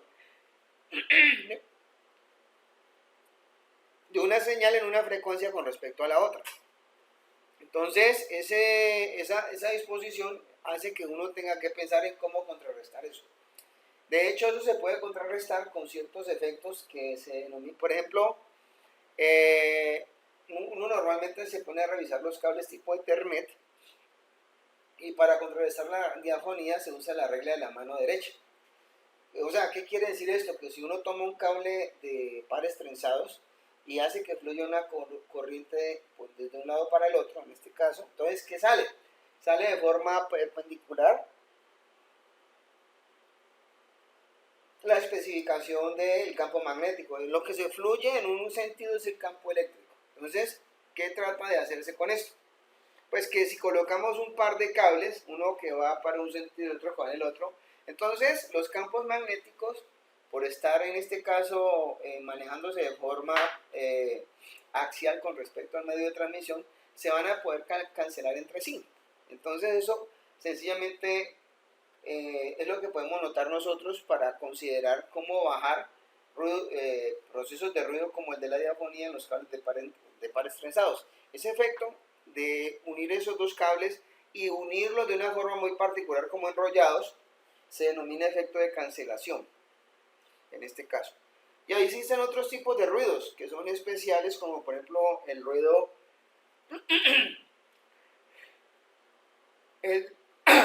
el ruido irregular o pico, por ejemplo, en este caso, digamos que se puede comparar con la interferencia electromagnética de las tormentas, los ruidos de corta duración, y obviamente pues existen ruidos que tienen de pronto en ese sentido una gran amplitud.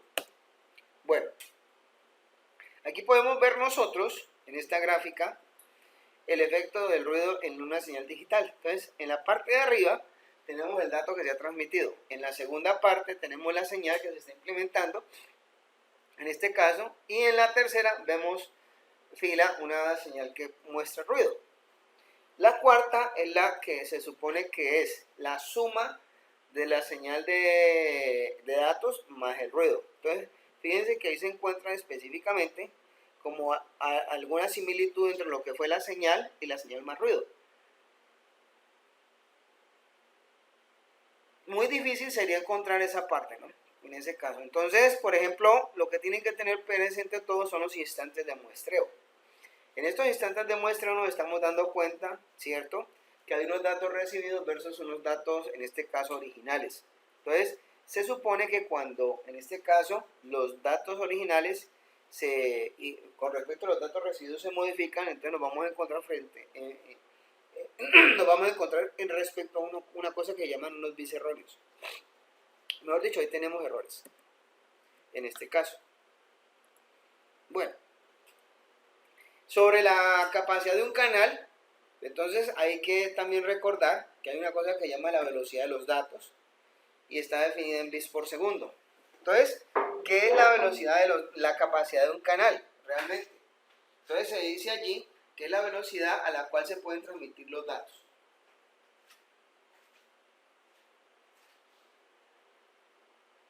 ¿Preguntas? Entonces, por ejemplo, si a cualquiera de ustedes le preguntan ya qué es un ancho de banda o qué es una velocidad de un canal, pues yo creo que todo el mundo puede definir en este caso con veracidad que hay una diferencia entre lo que es el mundo analógico y otro lo que es el mundo digital. El ancho de banda, por ejemplo, ese está definido en ciclos por segundo, eso es lo que se conoce como hertz. Y normalmente el ancho de banda, eso es lo que está físicamente diciendo que está asociado entre un transmisor y un receptor, y obviamente en este sentido, pues digamos que el ancho de banda siempre es un recurso limitado. Digamos que uno de los principales problemas de lo que está aquí considerándose es el ruido, como repito, porque el ruido hace que desde el punto de vista digital, dentro de un medio de transmisión, este tenga que ser caracterizado con una cosa que se llama la tasa de errores. O sea, la tasa de errores normalmente en este caso es la medida de la posibilidad de error que existe en un sistema de estos. Bueno, entonces nosotros acá tenemos que el ancho de banda de Nyquist, ¿cierto? Es un ancho de banda calculado teórico y se dice que para un esquema de dos niveles sin ruido la velocidad binaria es 2 veces el ancho de banda, que está definido en Hertz. Y eso está considerado en bits por segundo. Pero si nosotros tenemos m niveles sin ruido, en este caso, ¿a qué es igual esa velocidad binaria? Entonces también es igual a 2b, en este caso, por Hertz, logaritmo en base 2 de m, que son los niveles. Entonces, en ese sentido, para que tengan en cuenta esto, ¿cierto? Cuando nosotros estamos hablando de un baudio es un estado de señalización. Entonces, ¿eso qué quiere decir? Que un bits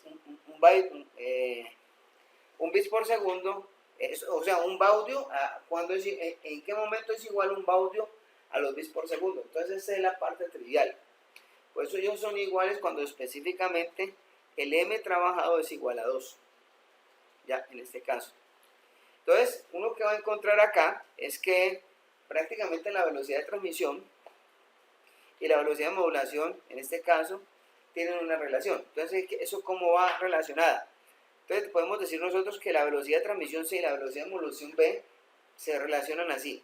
C en bits por segundo es igual a B en baudios por el logaritmo en base 2 de M, en este caso.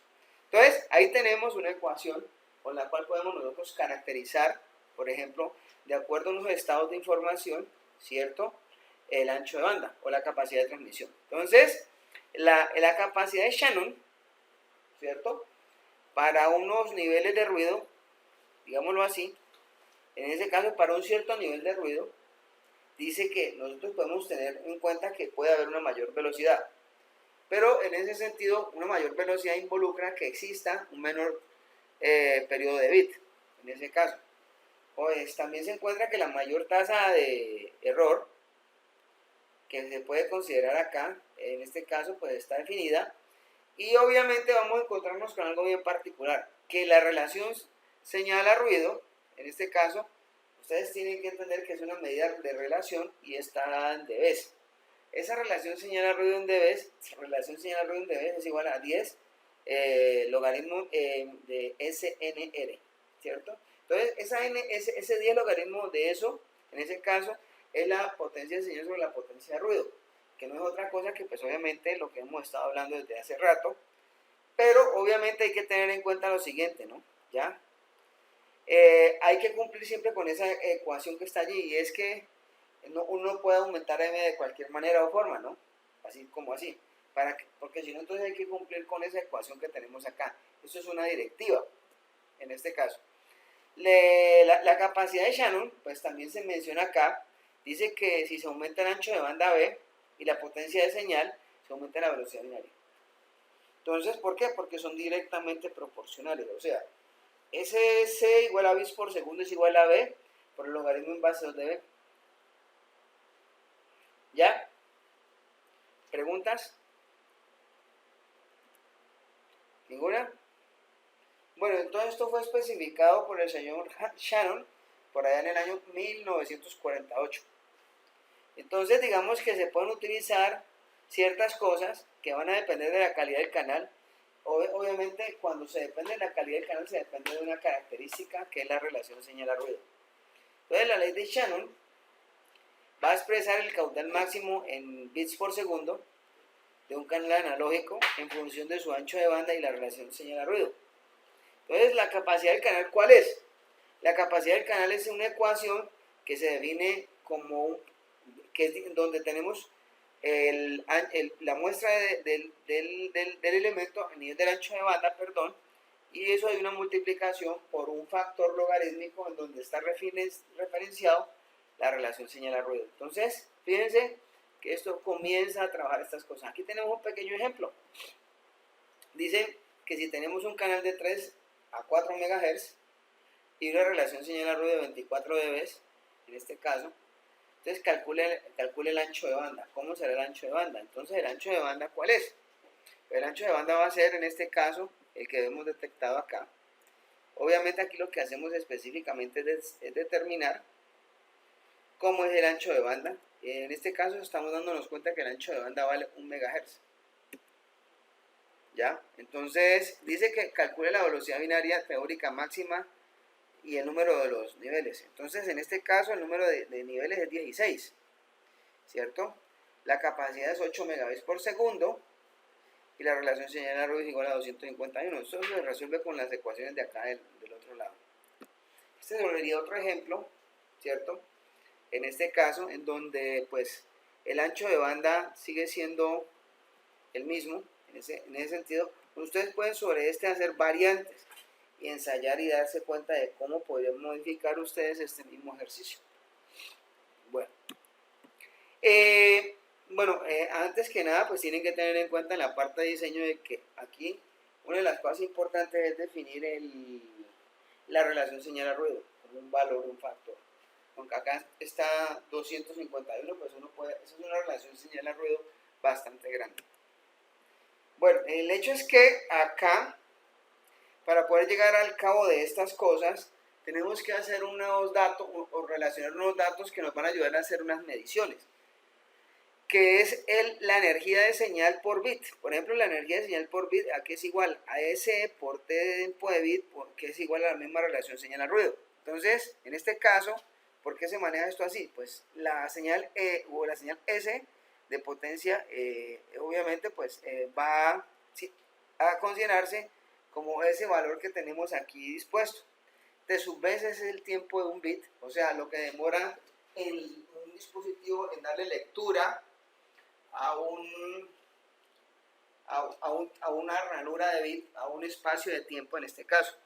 Tenemos los R bits por segundo, que también específicamente hacen referencia a valores acá determinados. Entonces acá, por ejemplo, podemos encontrar que la N sub 0, que es la densidad de potencia de ruido dada en Hertz, en este caso, eso es un factor que se va a tener allí siempre presente. Entonces uno puede definir que la relación señal a ruido es sub B sobre N sub 0 dada en dB, en este caso, pues se puede medir como el S igual a en dB vatios, es igual a menos 10 logaritmo en base logaritmo de R menos 10 logaritmo de T sobre más, perdón, 228.6. ¿Tienen alguna pregunta hasta acá? Bueno, entonces acá tenemos también otra cosa asociada acá, que es la constante de Boltzmann. La constante de Boltzmann es igual a 1.38 por 10 a la menos 23. En este caso, pues la temperatura que tenemos aquí especificada tiene que manejarse en grados Kelvin. ¿Ya? ¿Listo? Bueno. Vamos a considerar aquí otra cosa y otro tema, que es la teoría de la información y la codificación. Entonces, entendamos un poquito esto. Entonces, hablemos de ahora en adelante, ¿sí?, de lo que es la teoría de la información. Primero, pues partamos del hecho de que arrancamos, del señor Claude Shannon, que él establece la teoría de la información clásica. Después, en ese sentido, él alcanzó a sacar unos teoremas fundacionales, que son la codificación de fuentes sin ruido y la codificación de canal ruidoso, ¿cierto? Bueno, ¿qué es la teoría de Shannon? A ver quién de ustedes es capaz de decirme en sus propias palabras.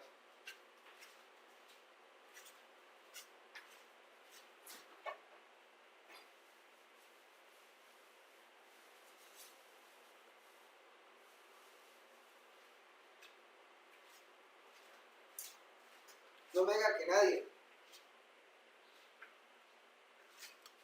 Entonces, en este caso, pues digamos que por interpretativa, podemos decir nosotros que en la teoría de Shannon se describe la máxima eficiencia posible de un método para corrección de errores, para que lo miren muy bien, frente a los niveles de ruido y de corrupción de datos.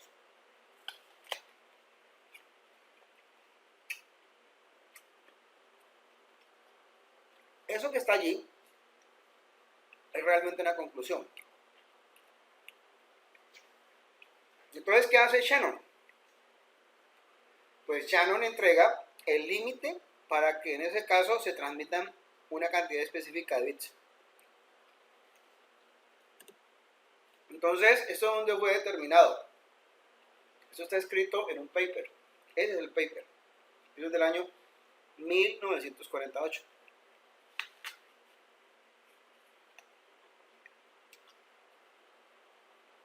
Y eso es lo que hace que estemos acá sentados. Porque es lo que está especificando en estos momentos la teoría matemática aplicable en las comunicaciones. ¿Por qué? Porque es que esto habla acá de intercambiar mensajes con significado. En otras palabras, de poder entender. Y eso hoy en día es la base de las cosas que en este caso están implementándose en Internet, como los mismos autómatas. Entonces, dice acá, miren muy bien, que en esa lectura dice que está la opción de que exista una base logarítmica que corresponda a una opción de una unidad de medida de información.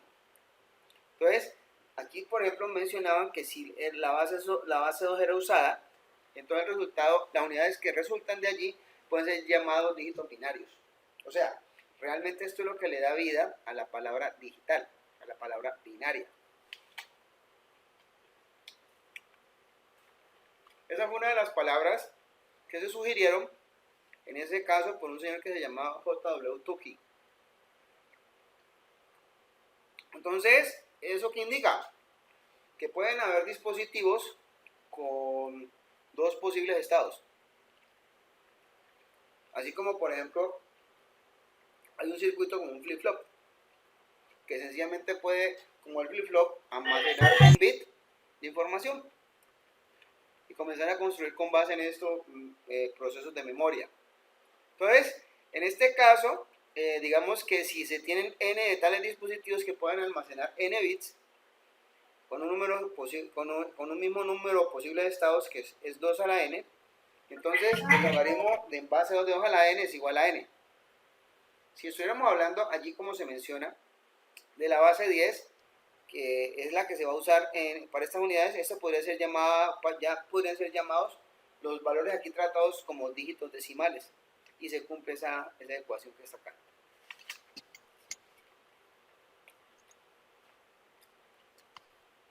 Y fíjense que esto puede ser historia, pero hay que entender bien esta historia para saber de dónde realmente es que venimos y hacia dónde tenemos que ir y cómo tenemos que tratar y hablar.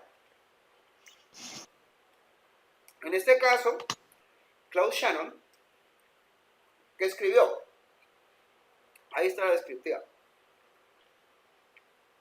O sea, hubo que darle vueltas a un paper para llegar a concluir, por allá en esa página 379 a 423 y 623 a 656, por allá en el año 48, es que estamos hablando hace cuánto, por Dios, más de 70 años, 60 años, a ver, 48, al 2000 tenemos 52, más lo que vamos del 73. ¿cuánto, perdón? 73 años, más de 70 años. Entonces, resulta que Claude Shannon habla de un método, miren bien, para representar cualquier sistema de comunicaciones de una forma geométrica. Entonces, los mensajes son sencillamente señales y son, vuelvo y repito, lo que expliqué hace un rato para los códigos. Son puntos que forman funciones espaciales. Y los procesos de modulación son sencillamente el mapeo de esos puntos, que sencillamente están conformando ese mismo espacio. Entonces, ¿qué se ha hecho? Se ha hecho el uso de esa representación en donde nosotros cogemos todo ese número de resultados y le aplicamos la teoría de las comunicaciones y deducimos específicamente en este caso, ¿sí?, qué podemos hacer con esto. Entonces, hemos manifestado aquí que se puede manipular una cosa que se llama el ancho de banda, ¿cierto?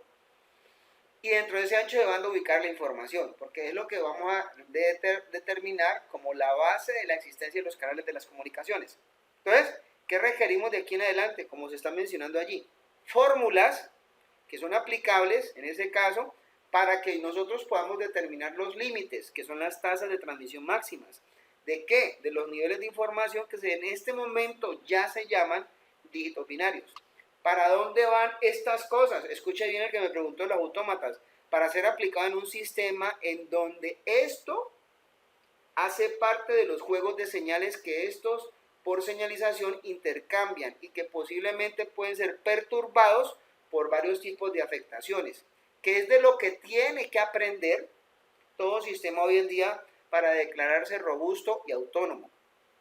Entonces, lo que pasa es que esto fue planteado sobre una base de propiedades de unos sistemas muy ideales en su momento, pero después lo que se hizo fue discutirse esto a los límites en donde supuestamente ya hoy en día un ingeniero de telecomunicaciones, un ingeniero cualquiera tiene que saber qué es una tasa máxima de datos. Entonces, ancho de banda, o sea, en estos momentos, ustedes son las personas más idóneas para llegar y decir qué es un ancho de banda. Porque obviamente yo ya me puedo referir a esto como el número de dígitos binarios equivalentes por segundo para que supuestamente ciertas fuentes de información intercambien datos de forma calculada a través de medios de comunicación y puntos de referencia definidos como interfaces. Esa es la explicación de eso. ¿Sí está claro para todos?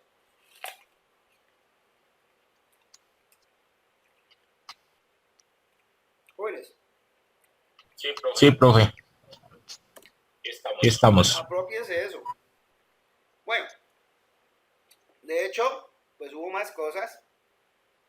En este caso, pues digamos que con base en eso se pudieron hablar. Ah, bueno, listo. Tenemos la base. Repleguemos la información. ¿Cómo la podemos replegar? La podemos replegar con base en la posibilidad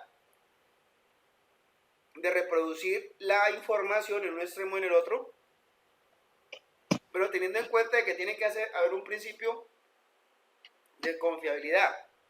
O sea, todo lo que yo mande de un lado para otro tiene que ser confiable. Entonces, ¿qué me sucedía con esto? El problema era darle fiabilidad al significado de los mensajes. Entonces, para esto, ¿qué se tuvo que hacer?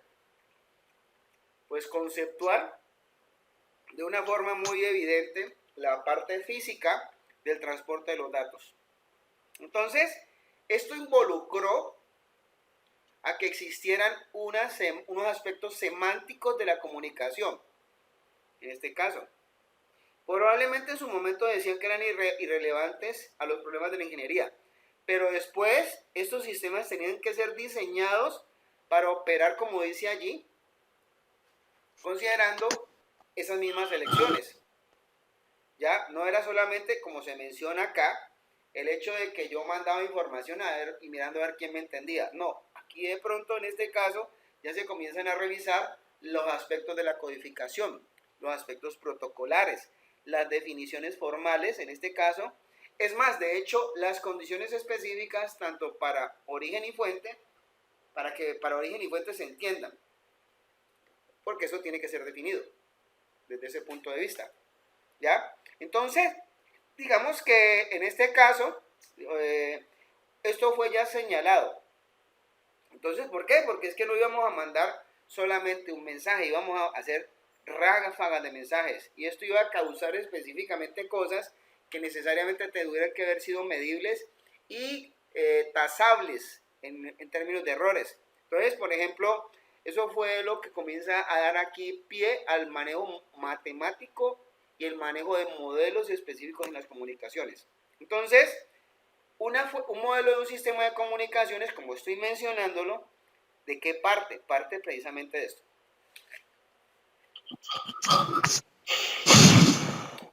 Eso que ustedes están viendo es lo más real de un sistema de comunicaciones. Y mire, ¿y qué lo hace real? Se lo voy a señalar.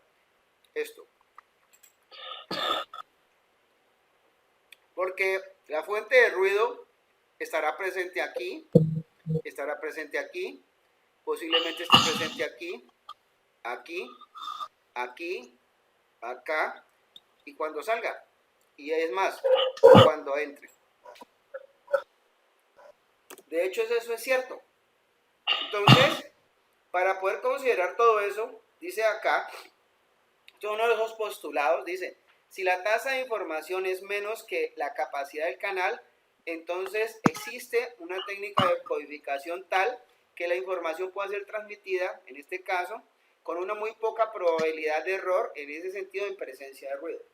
Eso es lo que definió la capacidad de un canal. Entonces, considerando esta parte, entonces podemos definir nosotros información. Entonces, ¿qué es información en este momento? Información, por ejemplo, partamos de un hecho. Uno dice, CAE, por ejemplo, en este caso, un suceso que puede presentarse con probabilidad, una cierta probabilidad. ¿Cuál es la probabilidad? P sub E. Entonces, uno puede decir que ese suceso se da con base en esa ecuación matemática que está allí. ¿Cierto? Entonces, ahí estamos dando la medición específica del mismo suceso en unidades de información. Entonces, si nosotros introducimos allí, vamos a hacer esa representación de esto, nosotros podemos hablar de lo que es, en este caso, la expresión del logaritmo en base 2, es hablar de la determinación de la unidad correspondiente del mismo bit, de ese mismo evento.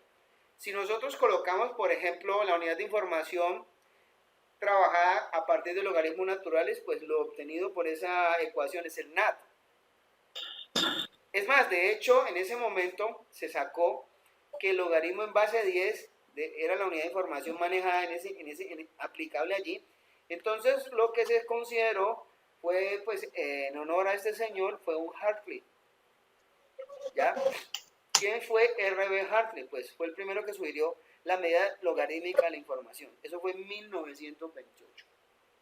Hace rato, ¿no? En este caso. Entonces, ¿qué es en este momento un bit? Para que lo tengan muy presente, porque eso es lo que ustedes van a estar transmitiendo aquí en adelante, para arriba y para abajo. Entonces, si nosotros tenemos una probabilidad de error para un bit que es igual a un medio, y la cantidad de información es un bit, entonces, ¿qué es un bit? Ahí está la definición.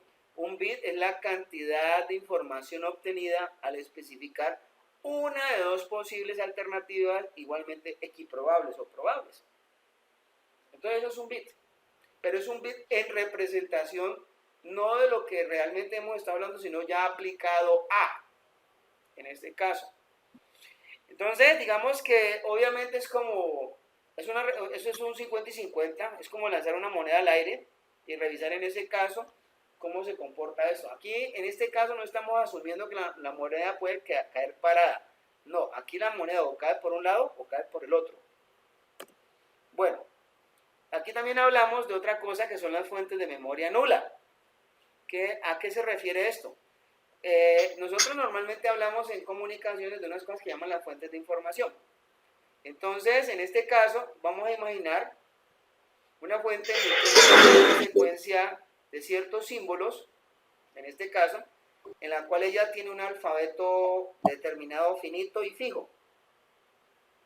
De hecho, los símbolos emitidos que están allí, en este caso, tienen una cierta, se cobijan por una cierta probabilidad.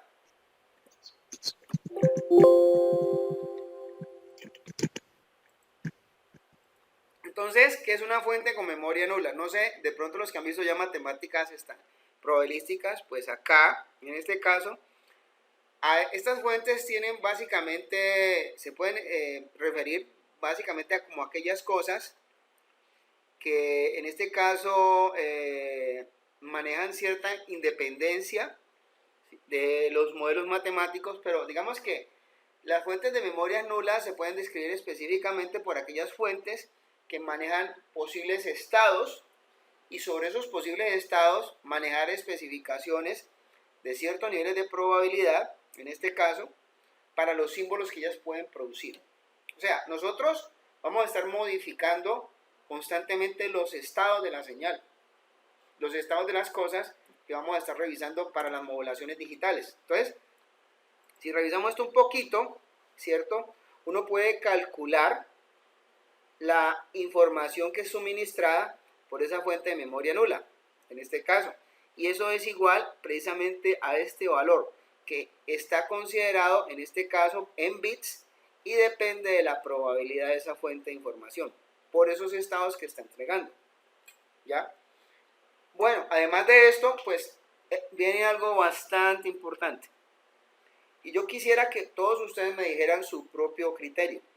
Por ejemplo, aquí se está hablando ya de un concepto que se llama la entropía. ¿Qué es la entropía? Bueno, nosotros por entropía podemos entender muchísimas cosas, en este caso. Pero es la entropía que está aplicada aquí en la parte de comunicaciones.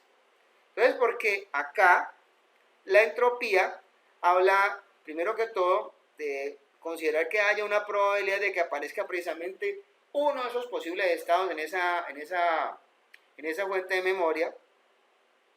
Entonces uno dice que de modo de que se cumplan ciertas condiciones, que la cantidad de información por símbolo de la fuente determinada en su totalidad es la sumatoria de esos posibles estados por, en ese caso, la incidencia de estos posibles estados. Eso da bits.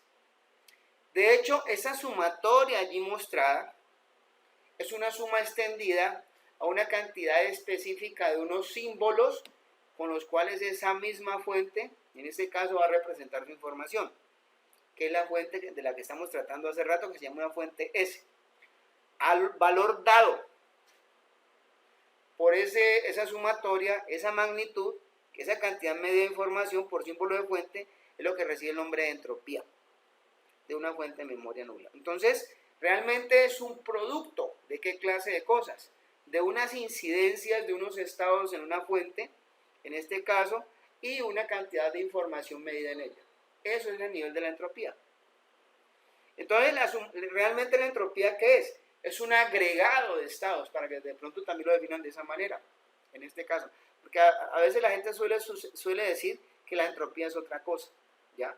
Es más, de hecho, matemáticamente, aquí la están definiendo de otra forma, que viene determinada, pues obviamente, como se ha manejado, ¿sí? La cantidad de información, ¿cierto? Allí tenemos, es como está acá, es trabajar con esta misma fórmula que está aquí, ¿cierto? Es el logaritmo de 1 de P de S sub I. Entonces aquí en la sumatoria están haciendo exactamente lo mismo. O sea, no van a pensar pues que este tipo de cosas dentro de este tipo de situaciones se pueden hacer, ¿no? Que es que yo cancelo aquí, cancelo acá. Eso no existe. Esto es un producto de este PS sub I. Bueno, mejor dicho, voy a quitar eso de aquí para que no van a pensar que es que yo lo puse. Esto es un producto. Aquí hay un producto de esto por esto. Y estos son sus unidades. Eso da bits, en este caso. Y eso es la entropía medible a nivel binario, para que les quede claro. ¿Alguna pregunta hasta ahí?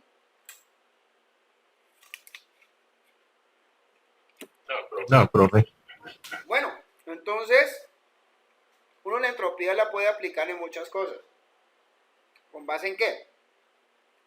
Por ejemplo, la entropía de un mensaje se puede representar allí como una función. Entonces uno puede hablar de que la entropía es un valor ponderado medio de la cantidad de, por ejemplo, de la información que de pronto puede tener en ese caso una estructura específica de diversos estados del mensaje. Entonces, fíjense que eso es igual a ese valor que está allí. Entonces, realmente uno puede medir esto como una medida de la incertidumbre media que puede tener uno especificado acerca de cualquier cosa como variables aleatorias y obviamente lo que está allí en relación que son la cantidad de bits de información. Entonces, lo que pasa es que eso puede trabajarse hasta desde el punto de vista muy subjetivo porque la incertidumbre dada uno la puede aceptar. De hecho, la entropía realmente, si ustedes lo miran de una cierta forma, es una medida de la incertidumbre en lo que pasa en un evento o en una situación con respecto a un proceso, ¿ya? Pero un proceso dinámico, eso no son cosas estáticas, ¿ya? Entonces, la entropía de la información, perdón, uno puede considerar como entropía o considerar la entropía, como se menciona allí, como la información media que suministra cada símbolo de una fuente. O sea, en otras palabras, fue lo que hicimos ahorita rato, que fue tener en cuenta esta sumatoria. Cada símbolo especificado por la fuente entrega un dato. La sumatoria de esos datos me entrega a mí un nivel de entropía. ¿Quedó claro? Entonces, en este caso, la entropía se puede caracterizar de esta forma. Es una función, digamos que desde el punto de vista más gráfico, se parece a una campana de Gauss. En ese sentido, digamos que es parecido, pero realmente esto tiene un comportamiento un poco cuadrático más que todo, hiperboloide desde ese punto de vista, en este caso, ¿no? Y fíjense que es una función que está limitada. ¿De qué está limitado? Está limitado por unos ejes en los cuales ella no puede pasar de uno, realmente. ¿Está claro hasta ahí? ¿Alguna pregunta? No, Bueno, profe. entonces, ¿cuáles son las propiedades de la entropía? Vamos a acabar aquí. La entropía es no negativa, como primera cosa. Eso es un postulado realmente, porque esta se anula sí, solo sí, el estado de la variable es igual a 1 y el resto 0. Le puedes cuidar. La entropía es máxima. Cuando la entropía es máxima, ahí tenemos una mayor incertidumbre en un mensaje. O sea que todos los posibles valores en los cuales se va ajustando un mensaje, en este caso, son todos equiprobables. Cuando todos los valores son equiprobables, entonces la entropía es máxima.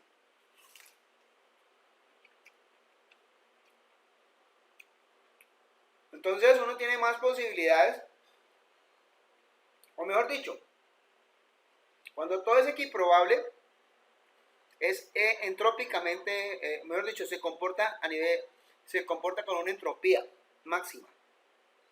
¿Ya? Cuando, por ejemplo, todo el mundo está en igualdad de condiciones, la entropía es máxima. En este caso. Entonces uno puede caracterizar matemáticamente el modelo de trabajo de ciertos grupos de esa manera, a nivel de entropía. Hay una cosa que se llama la entropía condicional. Bueno, listo. Entonces, esto ya habla sobre especificaciones formales que tienen que ver con lo que tiene que trabajarse a nivel de probabilidades. Yo voy a parar acá para que esto no me quede aquí cortado, en este caso.